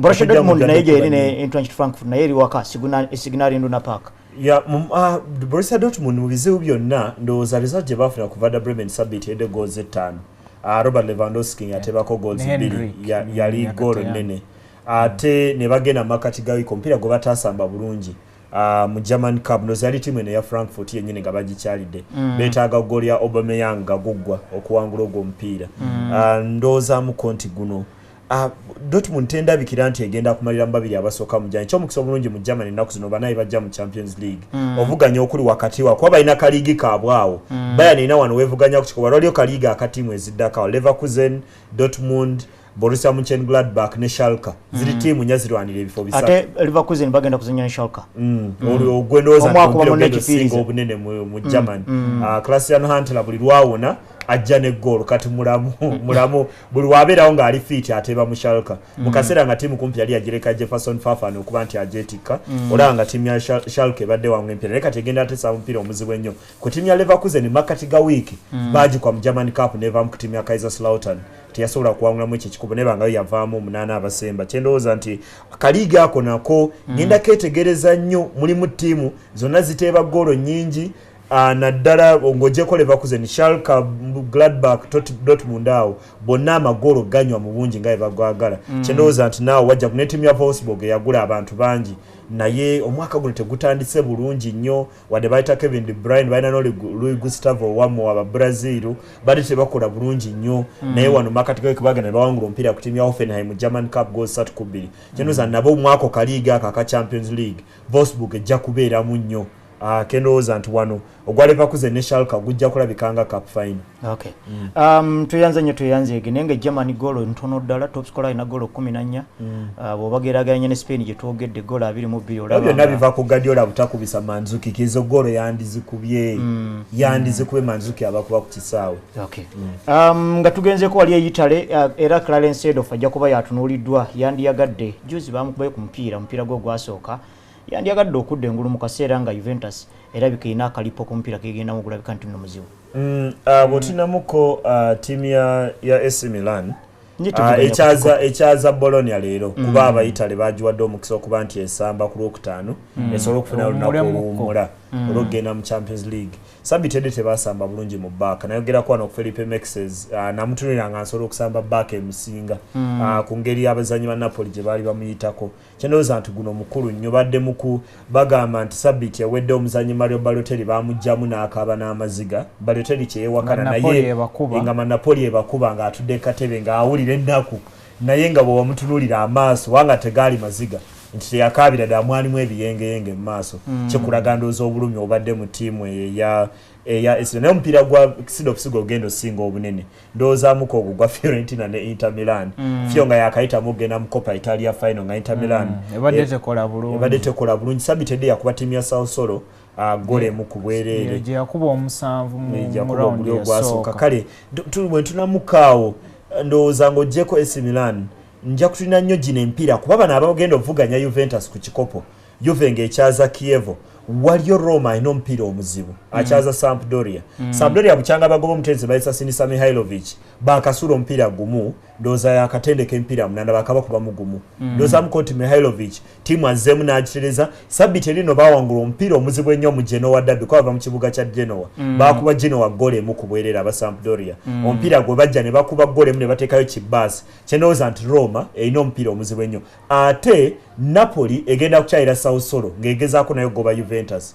Bwe tutamukaawo Sassuolo obubonero bwekuŋŋaanyiza bwonna ojja kwesanga ng'ebukuŋŋaanyiza ku bana abanene era kuba yesimu etino okuwangula empiira etono zewangula empiira 5 gyokka n'ojja kwesanga nti ng'ojjeko Inter Milan bakuba 7 bagwa maliri ne Napoli bagwa maliri ne Roma ate ng'egyo empiira gyonna Sassuolo ebadde eva wansi. Bwe tunamukaawo nti bano abavuganya Juve balina empiira mizibu nnyo okusingako Juve wadde Juve ezannya ttiimu erwana obutasalako Chievo Verona ndowoozamuko nti bano beevuganya nabo ate bo balina empiira mizibu. Nze nekyo kyekinsanyusa bwe mpulira Sinisa Mihailovic ng'atendeka wali kwegamba abavubuka be nalabako nga bakuba bwe baba kaakati nga bali ku technical bench nze mba mpulira bulungi okusinga bompa ba Giovanni Trapattoni besalabako nga bakuba kizibu n'okugeraageranya kiyakubanga nekyatendeka Fabio Capello tubalabyeko nga bakuba omulala omusajja kuleeta mupiira gwakuba bukokola tomanyi ngeri gyayisambangamu bano bagundi Ferguson eri yalose n'agira n'agende tutwala bakuba onoonya obutambi tobulaba baatugamba nti yazisamanga gwakutakula kuba yali muteebi kale naye waliwo enjawulo era omuteebi otakula otya kakati Facebook tuweeko nga obudde butugwako. David ku Facebook message nyingi naye abatula mujja tusonyiwamu ebiseera ebisinga simanyi benga yakuba yakuba yali muzibizi oba yali anaatera yali okuba muzibizi kyewunyisa banna yali muzibizi nekyatendeka nga sikyabadde alinga awakanya kyeyakubanga omanyi ga n'omuntu wabanga akuze mwavu ate bwagaggawala olaba ng'enjawulo nnene ey'omuntu eri atandika ne gyenvuddewo amwogera mangu kati benga naye nagula babbaaka omuli ne sigani nga naye wali bbaaka kale abatulabe yenna gye muli mujja tusonyiwa message ya Facebook tubadde tuzisoma ennaku esembye entonotono naye nja kusooka ne message y'omwami Nicholas Buhe akansubira erinnya ndisomye bulungi obuuza ennyimiro ya liigi ya Premier League Arsenal yekulembedde n'obonera Chelsea yekulembedde n'obonera 5-7 ngeddirwako ttiimu ya Arsenal erina obonera 5-6 mipiira 26 bombi. Manchester eddako mu kifo ekyokusatu ennaku zino ttebo tugisoma paka mu kyomusanvu erina obonera 5-4 mupiira 25 kuba ttiimu ya Manchester yasamba wakati mu luli twasomanga nnyo ezikulembedde naye kakati tulina okutuuka mu kifo ekyomusanvu edda tebo yalinga big 4 big 7 munnange olina okugenda paka mu kyomusanvu omuntu amanyi ali mu kyomusanvu. Liverpool enfu kyakuna n'obonera 5-4 timu ya Tottenham Hotspur yeddakaawo ne timu ya Everton awo Man U n'egirako omwami omulala alina ekibuuzo ekirungi kyabuuza bamuyita Wakabala Robert Fende abuuza twogere ku muzanyi wa Lazio oli ow'emyaka 41 gwe bagamba ow'emyaka 41 ng'Abalazio bagamba mu myaka 17 anamweki yayogera ya 38 kakati eje emyaka mitono nnyo kukundi obuli awo yandigambire ddala 5 gerumu nife ne tusigaza recordinga Africa ekyamazima ekifaananyi bw'okiraba awo tafaanagana myaka 17 yakatula naye ate David naddawo nendowooza mukomanyi nti waliyo obulwadde wosanga abantu ng'akaddiwa naye nga muto oba tanyumira bifaananyi kwanze manye ebifaananyi tebinyumira sisobola kubeera awo n'empozi nga nti onkuba ekifaananyi kuba seemuko oba tanyumira bifaananyi ekyamaza tosobola tabeera mu senior 6 abali mu senior 5 kuba senior 6 abana 18 abali mu senior 4 vacation lenzi nga face yesiseemu naye ekyo kya Africa naye ekyo kiva ku kuba nti nno mu Africa entegeka yaffe ey'omupiira tetambulira ku mitendera mu butatambulira ku mitendera omuzanyi agenda okwesanga wabiri mugumu ng'alina byatakola ku 17 ne David nze wali ekintu ate kyensinga tonna nenya Africa ekikemo kinene nti tebagenda kutwala mu Bulaaya kufuna mitwalo 9 pound buli week ng'oyogedde emyaka emituufu 27 ne bw'ogamba nti 16 olina omukisa ogufuna ezo sente ekikemo kinene nnyo era abazanyi olumuze embula obutabanenya ate David n'ekirala kinyinza okusembya ku kino eky'emyaka tekiri mu Africa wokka ne Brazil anti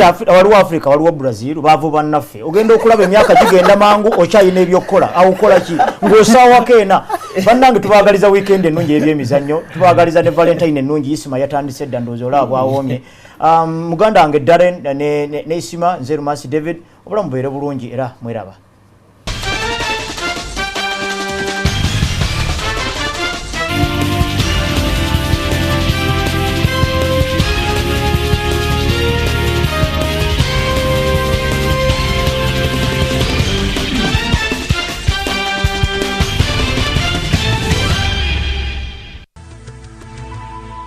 NTV, turning on your world.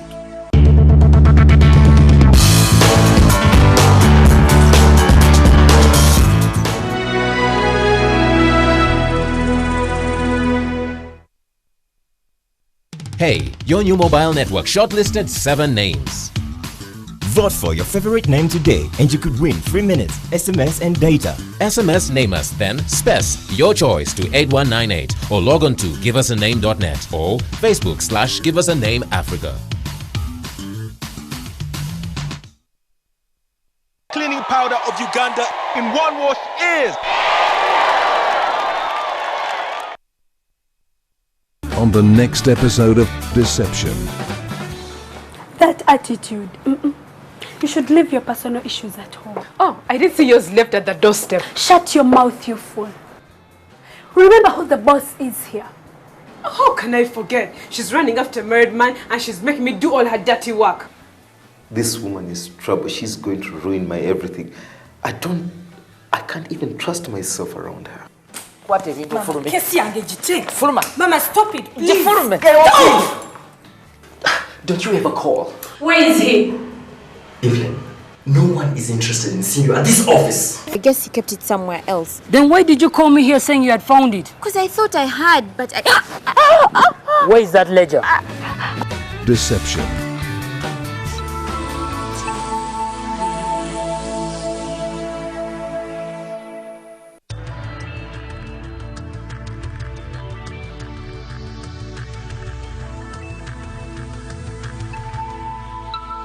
This is NTV.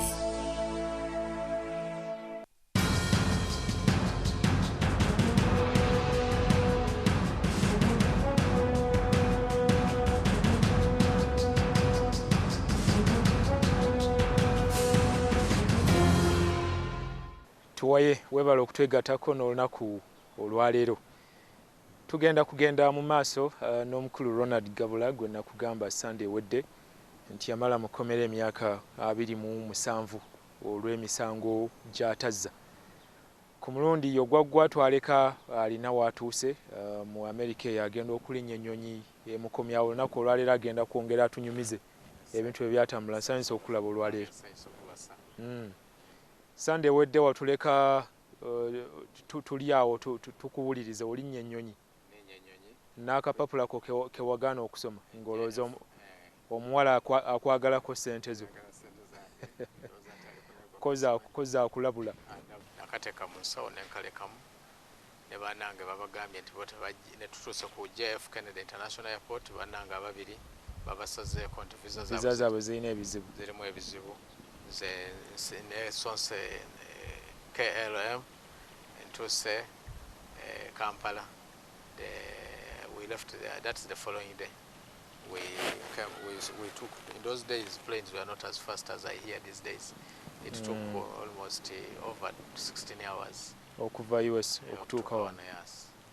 Of course, now when I arrived here at Entebbe, natuuka nakati awo nensanga mukama. Entebbe otuuse? Ntuuse gayo. Kiro misana? Natuuka ssaawa 10. Olweggulo? Olweggulo. Okay. Ngayo bujjako awo. Wentuuka of course kyafaayo nnyo kamukama we nali mumanyi naye kye nali disappointed nti nali nsuubira okusangibwa n'emmotoka esingako Santana nenyingira Santana nasooka nangamba nti jangu njogereko naye Katonda kyamu. Yali amanyiiko nti okomawo ne ssente? Byonna nga amubuulidde era nga byonna amubuulidde ezaali ziwera $1 million ekyo nali nga amaze okumuweereza n'emitwalo 20. Abantu bange bonna era nali mbaweereza $1.2 million. Twali in fact batuukiriza kuleeta $1.5 million. Naye nali ndeese $1.2 million. Era nga amubuulidde ne dola endala eziri cash 10 nali nalo. Ne tuukaawo ne tugeramu ne tujja ne tuyita mu diplomatic loan. Ne nyingira tebatwaza natwaza ne briefcase yange. Ne nyingira mu Santana ye yali enindiridde. Wenyingira mu Santana n'agamba nti lekomo briefcase jangu twogere mu katono wano. Najja n'agamba nti kati nze njagenda mu mmotoka ndala yingira mu maaso. Nenyingira mu maaso. Ye n'abanga ayidde emabega. Mu wayitawo second butono bwe buti driver n'agamba jangu otule genda otule eri emabega. Mu Land Rover Santana. Nendowooza nti ndowooza ne kamukama gyali ssaawa kananako ne briefcase gireso wakati mu ntebe y'okumoto ogwo wakati. Nenyingenda emabega okusangayo nasangayo abantu balala basirikale ababa nkubuuliddeko abamu. Endabirwamu zaali nzirugavu? Nga si nzirugavu ng'olaba ebweru. Mu biseera ebyo tewaliwo tinti teyaliwo nnyo ng'ezo zimotoka z'abapresident zokka ze zibamu tinti ebintu ng'ebyo.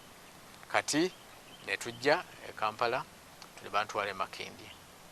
Bantwala e Makindye naye tewabuuza driver nti ontwala wa? Nali ng'amanyiridde nnyo kamukama nga wali olugero bagamba abanyankole nti maama wo akuwa ekintu mu nzikiriza emabega ow'omukono gwe oteeka bwa mukamwa kuba omwesiga. Kati nga nze sinza nakulowooza nti waliwo ekibi kyonna ng'amanyi nti ntosize ze ntosi zange ze ntosi za NRM ze ntosi za gavumenti nga sinza nakirowoozaamu bwe ntyo. Kati ne banyingiza mu nnyumba we bangamba nti oli okwatiddwa oli mukwate waliwo omusango gwa maanyi gwoziza era yingira mu kisenge wano. Abasirikale be watambula nabo mu Santana eyo okyabajjukira? Mbajjukira naye tubaleke tuboogere. Sekyetaagisa kubanga nabo bemanyi era nabasonyiwa batumidde mbaagala nnyo mu linnya lya Yesu n'abankwata abaliwo. Kati wenvaayo ne banyingiza mu kisenge ne banzijako engoye zange ne bagamba jjamu ebintu byo obituweetu obitukwasa. Awo wenzijukira akapapula tujjukiza abantu twogera ku 1987 ennaku 2 ennaku z'omwezi 2 January. Kati nze olwo awo wenzijukira akabaluwa naye era saakasoma mu busiru bwange. Era tonnasoma kabaluwa? Saakasoma nakajjamu nenkama nti kano nenkasuula wansi nga nkalaba nga kekampadde n'ebisiraani ndi mu nnyumba ye banteseemu awo mu kisenge kye banteseemu. Ne banzijako suuti yange ye nali nayo ne bandekera saati ye nali nayo empale ya suuti bagindekera. Jacket ne bagitwala? Jacket ne bagitwala n'engato ne bazitwala ne bandekera socks omusipi ne bagutwala ne $10 ne batwala. abo basirikale bazinziyako ne briefcase ne briefcase eyo sagira byasigala mu Santana naye era nawulirako eddoboozi lya Kamukama nga bali kunyingiza mu mmotoka endala eyali ezze eyatugoberera nga eri tugobera emabega nawo ne banteeka omu kati omuntu eyali ampeereza obubaka obwo sagala amwogerako yali ampeereza obubaka obwo yajja enkya kubanga yali naye n'obuyinza eyakuweereza akabaluwa yampeereza telegram enkeera yajja n'akulabako emaki n'agamba nti ojja kuba bulungi ndigezaako ndikulwanirira kubanga teyakubuuza nti obubaka bwenakuweereza tewabusoma era yanvuma nnyo kwe kujjukira okukasoma awo yanvuma nnyo n'agamba ogenda okukasoma nga kuliko kyo bali kungamba nti tojja ene Kampala ensonga zo zeetaaga nzitwale mu b'obuyinza bategeere nti nti mukwano gwo Kamukama ayagala kubba ye telegram gye wali ofuna kati amagezi genkuwa tojja lindako nja kubuulira ojja lekanga wiiki emu nja kuba mbitereza njaba ndabye ab'obuyinza bikwatako nga tewali mutawaana gwonna nga amaze kyasangula kyayagala okukola kati musisiru bwange n'agamba nti kati okiraba byoleresemu kati saayina ebyokukola bitono nnyo kubanga kati newekulwanirira mugenzi omuntu oyo newe njogera saawa eno teyajja kuwezikiriza bajja kulowooza nti ndikwagala kulwanirira bulwanizi era nagezezaako n'ekiro kubanga oluusi bandikoze n'ekibi naye bagamba nti ndikulwanirira bulwanizi ndikukuuma criminal so bakutaddeko emisango kati wentegerera ddala nti kituufu kubanga paka ku makyawo nali ndowooza ali kunzanyisa nalowooza nga nti se bad plank okusaaga okubi okugenza ewala ennyo kubanga nga Kamukama yali musaazi mu ngeri ye naye nga ndowooza nti asaaze n'ayitawo ng'era ndowooza abadde banyweddeko omwenyi kubanga nga nali simanyi nti atamiira bw'atyo n'akola ekintu ng'ekyo awo n'embeera eyo ne bankyusa ne bantwala naye ng'ono yalwanye banzije eyo bantwale bankyajinge omwami omugenzi oyo ne bansitula ne bantwala mu Lubiri Barracks webantuusa mu Lubiri Barracks ne banteeka mu go down eyo yaliyo abamagye baayo tebaali babi banzijayo wansi ne banteeka mu basuba abalala mu go down naye nga Kamukama ajjayo buli nnaku okundaba yali abalagidde n'okugamba ki nga bwakulaba akugamba ki angamba nti oli muntu mubi nnyo oli muntu mubi nnyo oyagala kusuula gavumenti yaffe nga ngezaako omunywera nti naye byogamba onywedde mwenge ekifo kinasooka omugamba nga ayise enaku nyalo yasooka okunfesinga namugamba mukama wange sebo onywedde mwenge wootabuse omutwe byoyogera oba tobitegeeza naye nga yabiremerako nakugamba ye yefuula nga kwegamba ngezaako omunywera nga yefuula nga era yajja kuba mirundi ebiri nga ye tanfesinga paka okuddamu okunfesinga nga tuli mu kooti ye nga tanfesinga directly tebakutulugunya weeraawo ekyo sagala tukyogereko saawa eno kubanga yantulugunya omwo yemanyi nga basatu bemanyi era bali kundaba nabo era nze nabasonyiwamu abantulugunya abasatu era mbaagala nnyo mu linnya lya Yesu kubanga kyemwakola temwakimanya kyova Katonda era ndowooza nkumye nga ndi mulamu era mbaagala nnyo nze senga nali gwe nze nandiboogedde naye eno okukusalawo ati awo mbasonyiye oboogera n'oga gundi ne gundi naye mbasonyiye kati ngafe abakkiriza Yesu ebyo tubivaako nengamba nti sina kyabakolera nige mbaswaza mba nswaza abaana baabwe wemboogerera ebibi mba ndi kuswaza abaana baabwe abatabirimu ababa nga bali kuyingira mu lutalo olutalimu naye bakimanye nti sente ezo zaali za musaayi Katonda tugende mu maaso kati awo ne bankyajinga mu lubiri wavaayo ne bankyajinga omusango mu kooti y'amagye bagita UDIS Unity Disciplinary Court ate nga saali w'amagye ne bankyajinga nti ndina omusango gwa illegal possession of controlled currency nti nsangiddwa ne sente zitakirizibwa mu ggwanga kituufu dola zaati tezikirizibwa naye omugenzi Sulaiman Kigunda yali akukkiriza ozireete bazikashing nga ebiwandiiko byonna mbirina kitegeere nti mu biseera ebyo nga travelers checks osobola ogikashinga mu nsi yonna tezaali restricted nnyongeza ennaku zino kubanga mu biseera ebyo obufere tebwaliwo nnyo obuyaaye tebwaliwo nnyo nga ogenda infact mu banka yonna n'ogiyingizaamu nga bakuwa just about 24 hours ne bagikukashingira ensi yali nga omusango bakugulako ogw'okuba ne ssente eziriko obukwakkulizo. Naye lawyer wange oluvannyuma nga kumpi mwaka mulamba mu kooti ate ey'amagye etali civilian. Lawyer wange Edward Eru n'agenda mu omugenzi Edward Eru mujjukiro oyo n'agenda mu kooti y'amagye ya high court enkulu ya Uganda n'asaba habeas corpus bakuleeta mu kooti mu buntu kyekitegeeza bwe bandeeta mu kooti mu buntu kooti neewuliza ensonga n'ebiwandiiko byange neeragira nti bansumulule mu bwangu. Kooti weeragira bansumulule era banzirize n'essente zonna ze bakkiriza kubanga bo mu kooti bakkiriza nti essente $200 ze nabawa ze nali nazo $20 travelers checks bagawa $200 naye ngaali miliyoni tebagikiriza n'emitwalo 2. Kati kooti kye yasalawo negamba nti bampe zonna ebiwandiiko bye balabye ne affidavit Kigundi yali alayidde ebakakasiza nti essente ziri mu butuufu ate si zange ng'omuntu za kibiina States Union era baziriza ekibiina mangu bazimpenze gye bazijjako kubanga zajja mu mateeka amatuufu era nga zikoleddwako application ezeetagisa. Mu USA banno bakimanya nti wakwatibwa baali bakimanya kati ekyo njakituukako nga ndi kugenda mu kuwoza njakinyolako bonna obuzibu bukyajjako kati yankwatira kamukama yayimirira wali mu motoka ye n'alagira era ne bankwata tiyansembera nga tansemberera ye ng'abeera nkugamba ndi mukoowe ng'abeera mitanga nti yali akimanyi ku mutima gwe nti kyakola naye ng'abeera mitanga 10 ng'era ye kambuwaza nnyo n'abeera mukambwe ennyo nga wajjaye nga tatera kwambala z'amagye naye nga wajjaye mu kooti oba yendi abeera mu byamagye kwegamba alage nti ali serious nnyo. Kati yali kuranka ki omugenzi lieutenant era yafiira ndowooza kuranka ya lieutenant Katonda yamumma endala olw'endowooza embeera zeezo ez'obunyakuzi. Kati we bankwata saa eyo ne banzizaayo era we banzizaayo omusango ogwo baagugoba omusango kooti yagugoba naye ne banzizaayo naye baalemerako ne bakuzaayo baalemerako mu lubiri katukomewo tandikirawo tuwaye kyagenda mu maaso.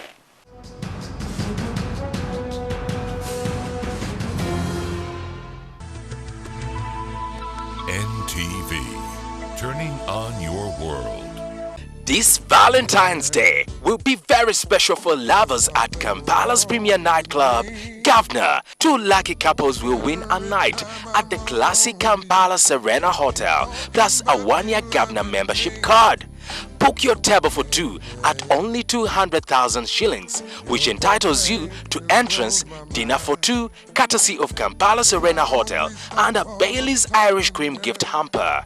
Single ladies will pay only 20,000 for entry.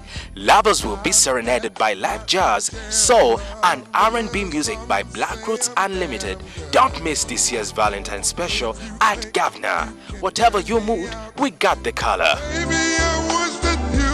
Cause you keep telling me today is the day you have made. I will rejoice and be glad in it. You are the one true God. How great is our God, surrounded by the favor of the Lord.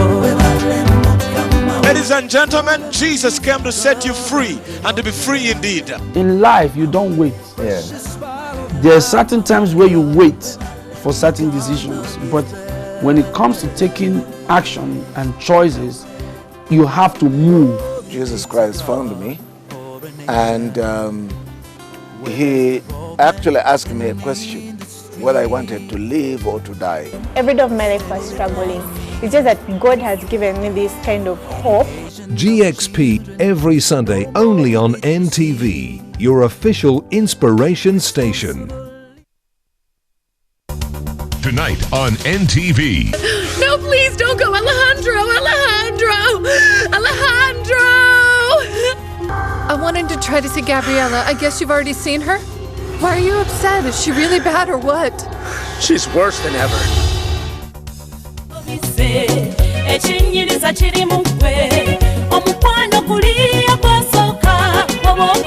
Something that you want my money.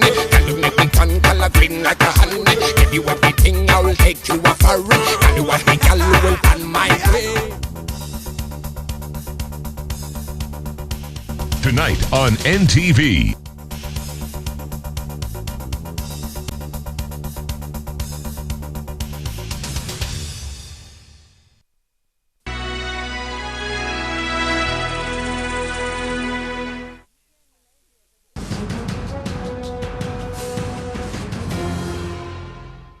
Katugende maaso omukulu gabula ebintu tujja kubiyita mu mangu olw'obudde naye bwe bakuzaayo mu lubiri ng'omusango guli kati banteekako omusango gw'okubaawo akabenje y'eggwanga security risk bakuteekako omulala n'enzirayo mu high court mu gano 89 wayiseeyo emyaka 2 mirambirira kati nga okuva 87 okutuuka 89 kati awo wabeera mu busibe nga togendangako mu kooti nga sigendangako mu kooti ya civilian okujjako emirundi ebiri okujja habeas corpus kati awo ne bankyajinga okubeera ow'akabenje eri eggwanga nti oli mu bikolwa ebisekeeterera security risk oli wabulabe eri ebyokwerinda kati we banteekako omusango guno mu 89 omwezi ogw'omunaana era looya wange Edward lunaddayo mu kooti enkulu ku luno yali mulamuzi mulala nga bamuyita Margaret Kireju omugenzi Lady Margaret Kireju naye yawuliza ensonga zino n'obujulizi obwaliwo okumpoza ekitamatiza kyali kimu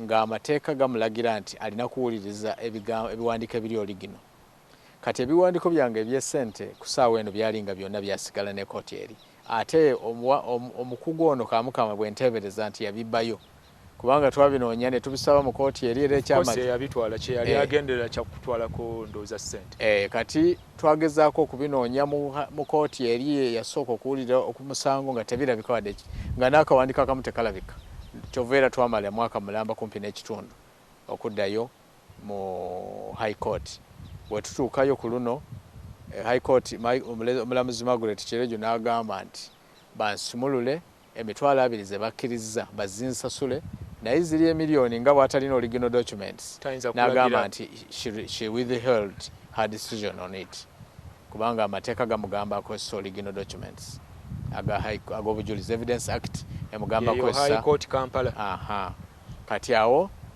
ne bankwata awo wennyini kati ku luno ne banzaayo mu Basima house bwe bantwala mu Basima ow'amagye omukulu omu n'alagira nti tanjagalamu ne bansitulera ne banzaayo Lubiri Lutaaya n'ajja ku makya Brigadier Lutaaya akyali mulamu era amwebaza nnyo w'oli wonna omukulu gwe wamponya nnyo okuntulugunya okwali eyo ekisookera ddala yanzija mu go down n'alagira civilian lwaki mumuteeka mu go down n'ekyokubiri n'alagira banzijeyo bansumulule kubanga kooti eragidde n'agamba nti ffenaala etulesa mirembe eri abatuuze ba Uganda toyinza kooti oba eragidde tulina okugondera kooti n'olwekyo abakulu bali abakulu pya bakigaana n'agamba nti iso terina na buyinza kuleeta ba civilian mu magye gaabwe n'alagira bantese n'agamba nti enkya wansangawo anta oba bantwale mu kooti eya civilian oba nga balaba nti n'omusango era nabo kye bakola lweggulo olwennyini ndowooza wali abaali bamuwuliriza abaali bateesewo okunkuuma bamutyatyamuko ne bamutegeeza nagenda okulaba nga aleeta motoka ze nga bansitula bantwala ekiro ekyo ejjinja bantuuka ejjinja mu Gaddafi waliwo abantu babiri abakulu babiri waliwo omulala nga ye Ssesanga n'omulala ye Sebagala ndowooza bakyalinawo balamu era abakulu abo nawe ku makya namalayo ennaku nga 3 nga bali kunkozesa bistatement ebitajja ne bawulira nga ndowooza nkuba enduulu omukulu omu oyo Ssesanga n'ajja n'agamba nti naye ono yaani ye bakuba omwo azizza gwaki baali bakuliko bankuba emiggo bangamba nzikirize nti nazizza omusango wa treason ebintu ng'ebyo n'agamba nti era bampandikisa ebiwandiiko bankakatika okuwandiika ebiwandiiko najja naye teyayingira munda ne wayitawo ennaku endala nga 4 najja n'agamba nti mpulidde nti yaliyo civilian yaliwo oyo n'agamba enkya ku makya balina omusumulule n'agamba kota gadi kamanda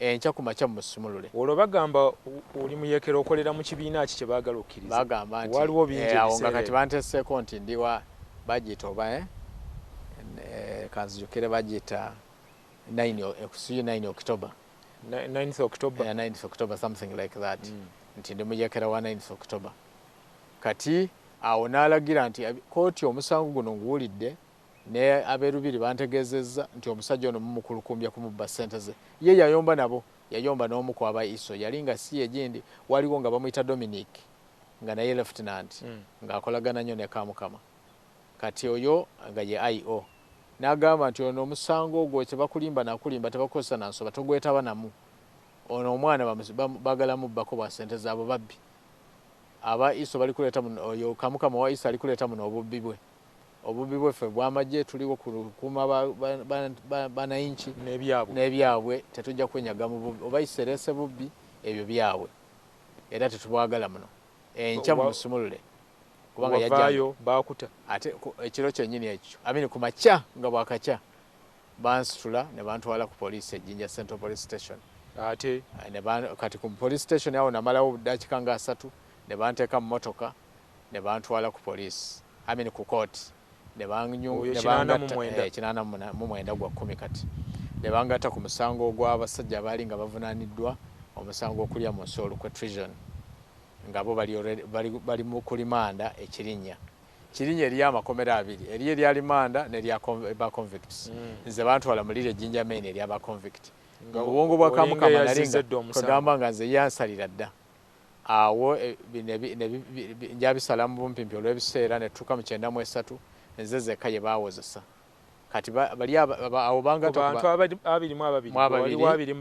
naliwo 23 ne bajja ne bawa ekipapula kye bayita commitment to the high court bakomitingako musanvu abalala ne babasumulula kati ku musanvu ogwo nze ye basaliramu gwe gwasinga era Kamukama ne mwanyina wa Kamukama bamuyitanga Tindi Wejo oba something like that simujjukira bulungi be bampako obujulizi ng'oli agamba nti yali sekuritale nandaba nga nzija nenjogera naye ne mugamba nti nja kuleetera ssente nja kuwanga $20 eza dola buli mwezi ompenga ebyama bya gavumenti era ne mugamba nti era essente ezo tukoze enkungaana mu Kenya tukoze enkungaana mu London tukoze enkungaanya mu Zambia kati bakozesa ziri travelers checks $20 nti era naye ye Christine yawulira ebyo byonna era ne mugamba nti nze nja kuba komanda ow'ekibiina ekijja okujja gavumenti kasagwe weetiire ssente zo ne Kamukama najja n'ayogera byennyini ebyo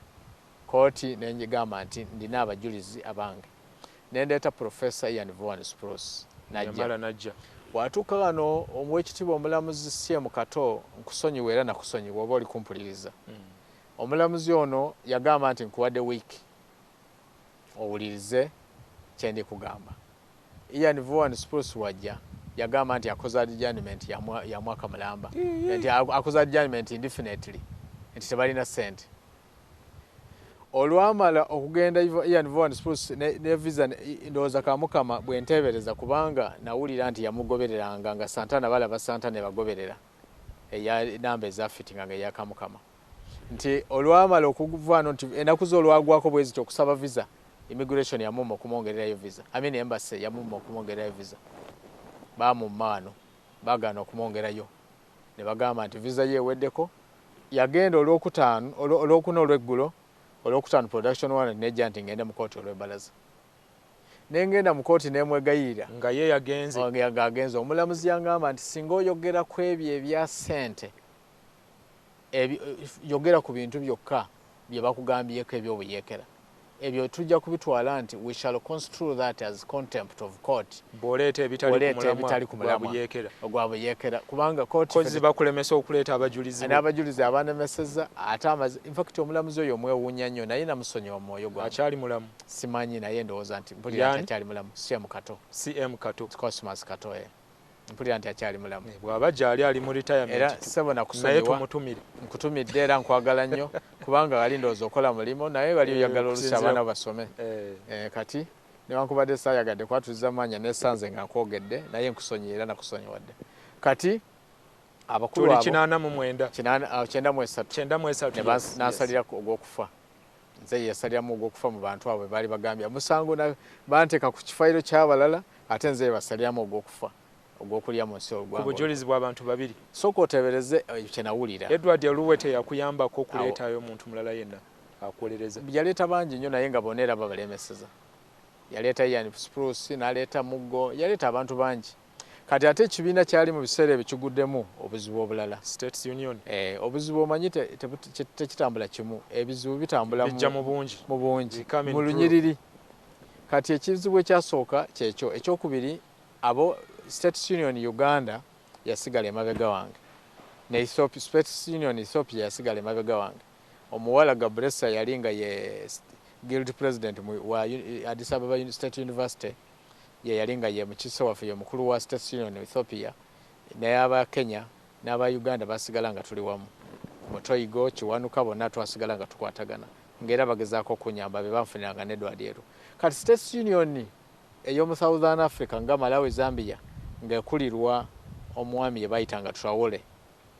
Traore ye yagamba nti Abannayuganda babbi esente zino nzikiriza nti Africa emitwalo 2 bazimunyazeeko nga bwe tubiwulira mu kooti, naye miliyoni ena ateekwa kubanga bagiridde batufera kati tuli bafera kati abaawo obuzibu bujja obwesigalo kati ate eri bukuvaamu. State Union West Africa naye nga naye alirwanirira abeere eri ba donors abatwala omulimu sente zidde eri eryazisigaddeyo. Kati waliwo State Union West Africa nga yekulibwa omukulu Emonike yali mu Nigeria. Emonike naye yaleeta ate birala, yagamba nti wetugenda batutwala mu Apollo Hotel, batutwala mu Nairo Mansions, hotel ez'omulembe, Hotel Diplomat ze batutwala mu atwala ye Kamukama mu Africa ne Kamukama nti Kamukama yali yamupangidde abali kulya sente zo bali tulyako sente. Kamukama yasala amagezi agalowoozesa abantu nti gwe naye tukwatagana nnyo era ne bagamba nti nga bakwatagana ekitegeeza sente zino tuziridde babiri tuli kubazanyirako, tuli kukola firimu eno. Bwe tutuuka mu kooti omulamuzi agambye Uganda muyimire tusabe, ne basabira tusabire omwoyo gw'omugenzi. Uganda efiiriddwa omuntu gumu era omuntu omu, Uganda efiiriddwa omuntu omu era omwoyo gwe tugusabire nti ye munnaffe ono Ronald Africa Gavira. Ne ngamba bansabidde ndi mulamu ndowooza awo nga ndaba na bbulu naye saatya kubanga nga amanyi nti saza musango nga ekindiko busungu. Ne bansitula ne bandeeta eruzira mu Kondemu. Bwe banyingiza mu Kondemu natuukayo ne nsangayo abantu ab'enjawulo era nga naye abasibesi bangi nga bali mu nnaku 9 ekikangabwa ne kijjamu. Natuuka Kondemu ng'eri mu bunkenke naye nze kubanga nali ku bunkenke obwange obw'obusungu bansalidde ogw'okufa maama wange namukadde abonyebonye emyaka 7 mulamba atambula buli kasente akakozeseza ate bansalidde ogw'okufa nga mpulira bubi. Banno bakimanya nti Gabula yagenze ku death. Bakitegedde naye nga begabyemu nga bwe tugambye. Ndowooza awo baategeera nti omusajja ono alayika ebintu biri serious. Awo kyandibanga ebirowoozo byabwe byakyuka. Awo sikimanyi kyagiddirira olw'ebiseera sijja bigendamu kubanga biwanvu nnyo. Katukwatiremu kawo katono tudde mu kitundu ekyokusatu tuwaye kyagenda mu maaso tobaawo.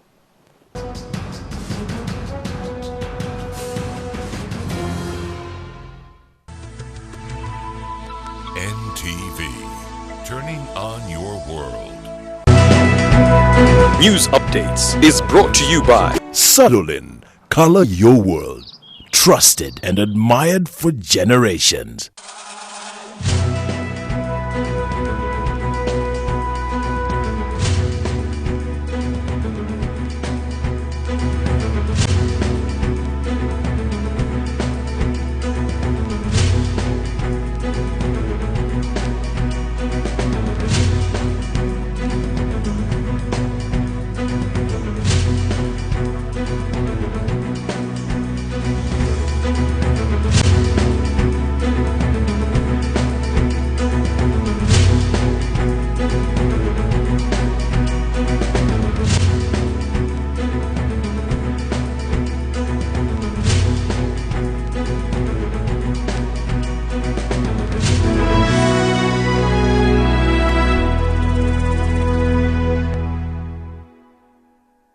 Help your walls withstand extreme weather conditions with WeatherGuard only from Sadolin.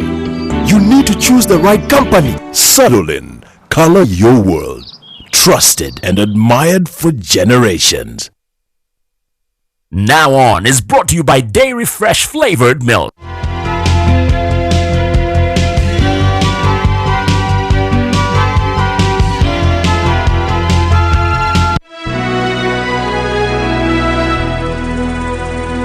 Enjoy the tasty and nutritious goodness of Dairy Fresh Flavored Milk. Delicious to the last drop. Brookside, goodness for all.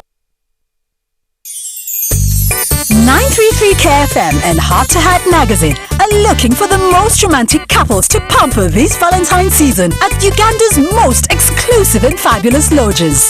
Listen to 933 KFM all day long or get yourself a copy of Heart to Heart Magazine every Thursday in the Daily Monitor for details. This special Valentine's treat is sponsored by the Rainforest Lodge and Country Lake Resort, Garuga.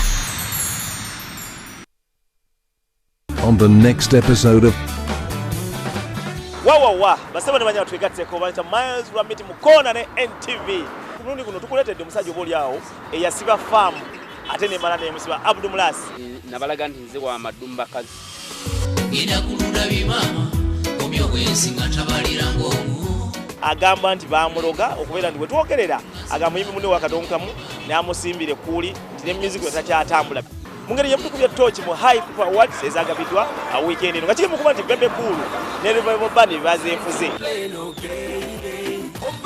tukoze tukuleta n'abayimbi ensangi zino wetwogerera abasinga okusasula ssente afuna ssente mmeka era bw'aba tayimbidde Uganda n'agenda gye batera okugenda mu bagenze Bulaaya bagenze Luddawa ssente mmeka ze bafuna byonna mu NTV.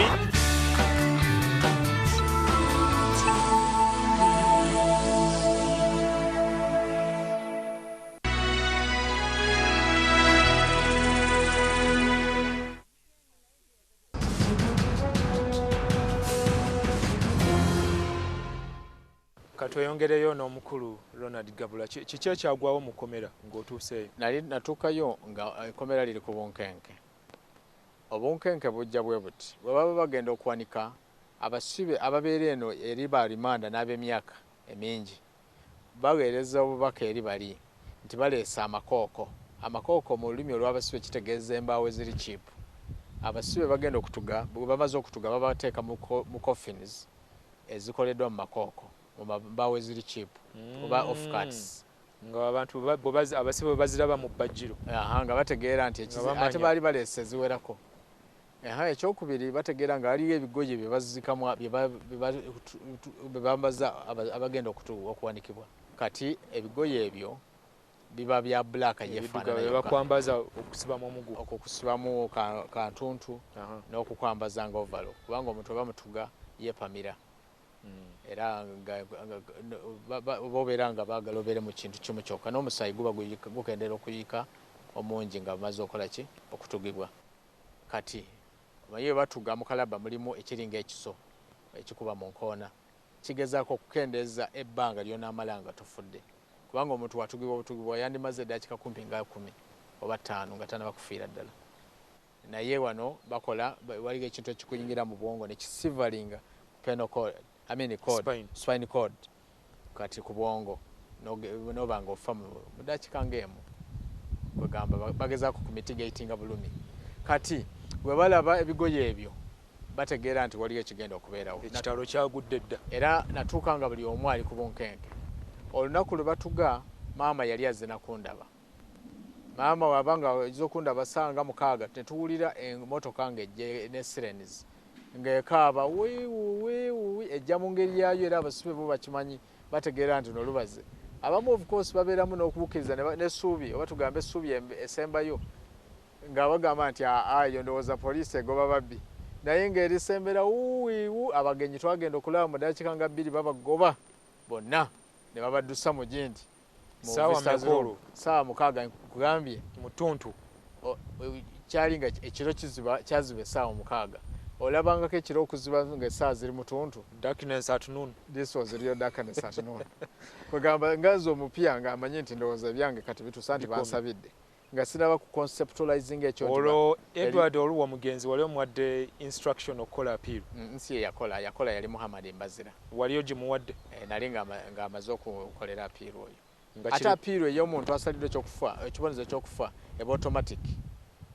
Baba basuubira nti ojja kiwakanya. Olina okiwakanya ekyo kiba automatic. Teweetaagamu kasente konna nakaki. Ate mu biseera ebyo abasuubi abasalirwanga emisango egy'okufa nga batono nga tekirwawo nnyo. So nali nga ndowooza execution yabaawo nebeerawo. Yankola bubi nnyo. Wagirabako? Wobeera mukonde mu buli kibeerawo kyonna okitegeera. Naye olw'ebiseera nja kwogerako kati ebirala byonna execution era sijja zoogerako. Nja kwogerako kweno lyokka olw'ebiseera ebitamala. kwegamba ye nasooka okulaba yali mbi nnyo yankola bubi nnyo omutima gwange n'endala zonna zankola bubi naye olw'ebiseera nja kwogerako kweneyo yaliwo nga wakatuuka nga n'akatuuka okubanga yalimu abantu be batugiramu nja kwogerako ku muntu omu naye nga bali bamu bangi be batugiramu batuga abantu 12 mu bano mwalimu omwana omuto yali yandeka jjinja bamusera konde mungaze nkyali ku rimanda bamuyitanga musisi ensonga ye yanuma nnyo lwa nsonga nti we natuuka mu komera nga abantu abamanyi okuwandika batono nnyo yajja yendi n'agamba muwandikira ebbaluwa ku baami b'ekyalo nga bali banne be yali nabo balasiidi babudu bakkiriza nti bebaza omusango ye teyaguzza omusango gwali bwe guti nja kubuulira aguwuliriza ategeere nti si buli musibe y'olaba nga bamuteseko gusanga ogubi nti yaguzza mukomera tosobola kulimba kubanga mukomera temuli privacy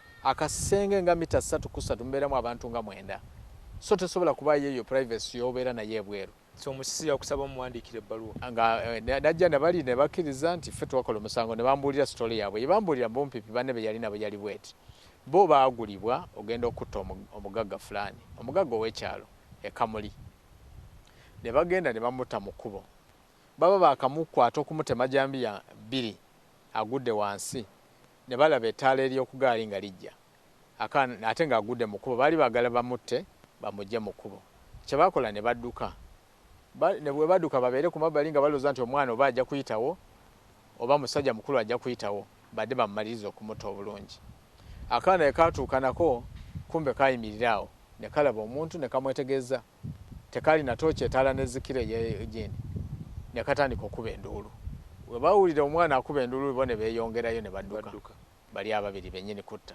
omwana ono we yajja poliisi nejja musisi nemukwata naye nemutwala negamba okay ojja kutuyambako poliisi okunoonya kubuuliriza omwana musisi ne bamutwala ne bamukagade naye yali agenda wa yali mwana nga tanaba nakweza myaka 18 naye mu biseera ebyo nga emyaka gino tebagifaako nnyo mu makomera kati ono omwana musisi constitution empya yaleesewo okufa nnyo ku baana naye nesaawa eno abaana bakyaliyo makomera bamutirayo n'emyaka emeka ng'alinga 21 kubanga yali amazeemu emyaka egiwera naye bamukwata ng'alinga 16 kati musisi yali ng'atumiddwa nga bafuna omuko waka ne bagamba genda mu trading center ogule ekiro y'ennyama ogule ekiro y'ennyama byali bimutumiddwa ekiro batemula omusajja sawa nga 2 ez'ekiro omugenyi atuuse waka omuko kati omwana asanga omulambo mu kkubo oba omuntu ali kufa n'akuba enduulu agamba omuntu wuuno ali kufa bannaye omusaayi guguno poliisi bwe yamutwala teyadda ab'ekyalo be bajja ne bamukwata ne bamutwalira poliisi ne poliisi nayo nejja ne bamugamba agwe jangu ojja kuyamba poliisi omulambo gwasulawo paka enkya ne bagujjawo okutuuka enkya ne bagujjawo kati omwana ono ne bamuganyi bali oluvannyuma nga bazizza na musango mulala ne babakwata iganga eyo nga bazizza ate omusango omulala gwe babakwata ne boogera bennyini nga egoberera ebyo naye poliisi ekitefaayo yalemera ku mwana ono kulaba nti balaga eri abantu nga bakwase bakoze nnyo poliisi tekyukanga mu bwe yali era bweri nesaawa eno bintu bingi gwe obiraba wano nga babyogerera ngawe bakwasa ababbi biki bakwasibwa muntu yebasanze awo bagamba era yonna twamusanze kwata n'emundu ezo bamukubye yenna bakukubye kwata emundu eyo kwata biki nga bajja bamupandika mawulire yoli kulaba NTV ng'ogamba nti abakulimino baabo kube babakubye ne babatiisatiisa wootabyogere wootabikkirize ojja kusula baluwa musisi wagimuwandiikira nagimuwandiika bingi nnyo by'oba olabye kati musisi ne bamuteeka mu kooti nabali ne babateekamu bonna beegaana omusango bali beegaana ne musisi ne yeegaana mu kwozesebwa omulamuzi n'agamba nti gwe omwana wateeka okubanga gwe wali omwana of course state attorney yakikuteekako wali mwana gwe bakozesa n'okukola kyokutta omuntu ono mwali bwe mutyo n'abajulizi babayunzeyunze bazze bagambye bwe batyo baayo osanga omuntu atamanyiddwa na ku kyalo kyamaani namukooti bakubira omulanga mwabalamuzi emisango mingi egiri eyo mu makomera naddala eruzira omuntu omwami w'ekyalo ajja n'agamba nti ono simumanyi n'oyo omujulizi simumanyi omulamuzi mu magezi ge ng'agamba nti bw'oligezaako kuyamba abantu bano kubanga batuze bakyalo kyo naye ye mwami w'ekyalo agambye tamanyi muntu ono yasooka kukaaba okutya ne kumugwamu n'atandika ne baddamu ne batugane mu 99 sijabyogerako nnyo 99 yasinga okujjukira okwali kubanga kwe kwasembayo Sebirumbi tukomewo Sunday gyomalirize obulamu obubwo mu kkomera nabadde nsuubira nti onookimaliriza ku Sunday eno naye mukulu Ronald Gabula tojja kumuza Sunday ddaka emboozi ye ejja kuggwa bye bakyali balamu naye yabasonyiwa okusinziira ku byatubuulira tunaddingana omulundi oguddako mbere bulungi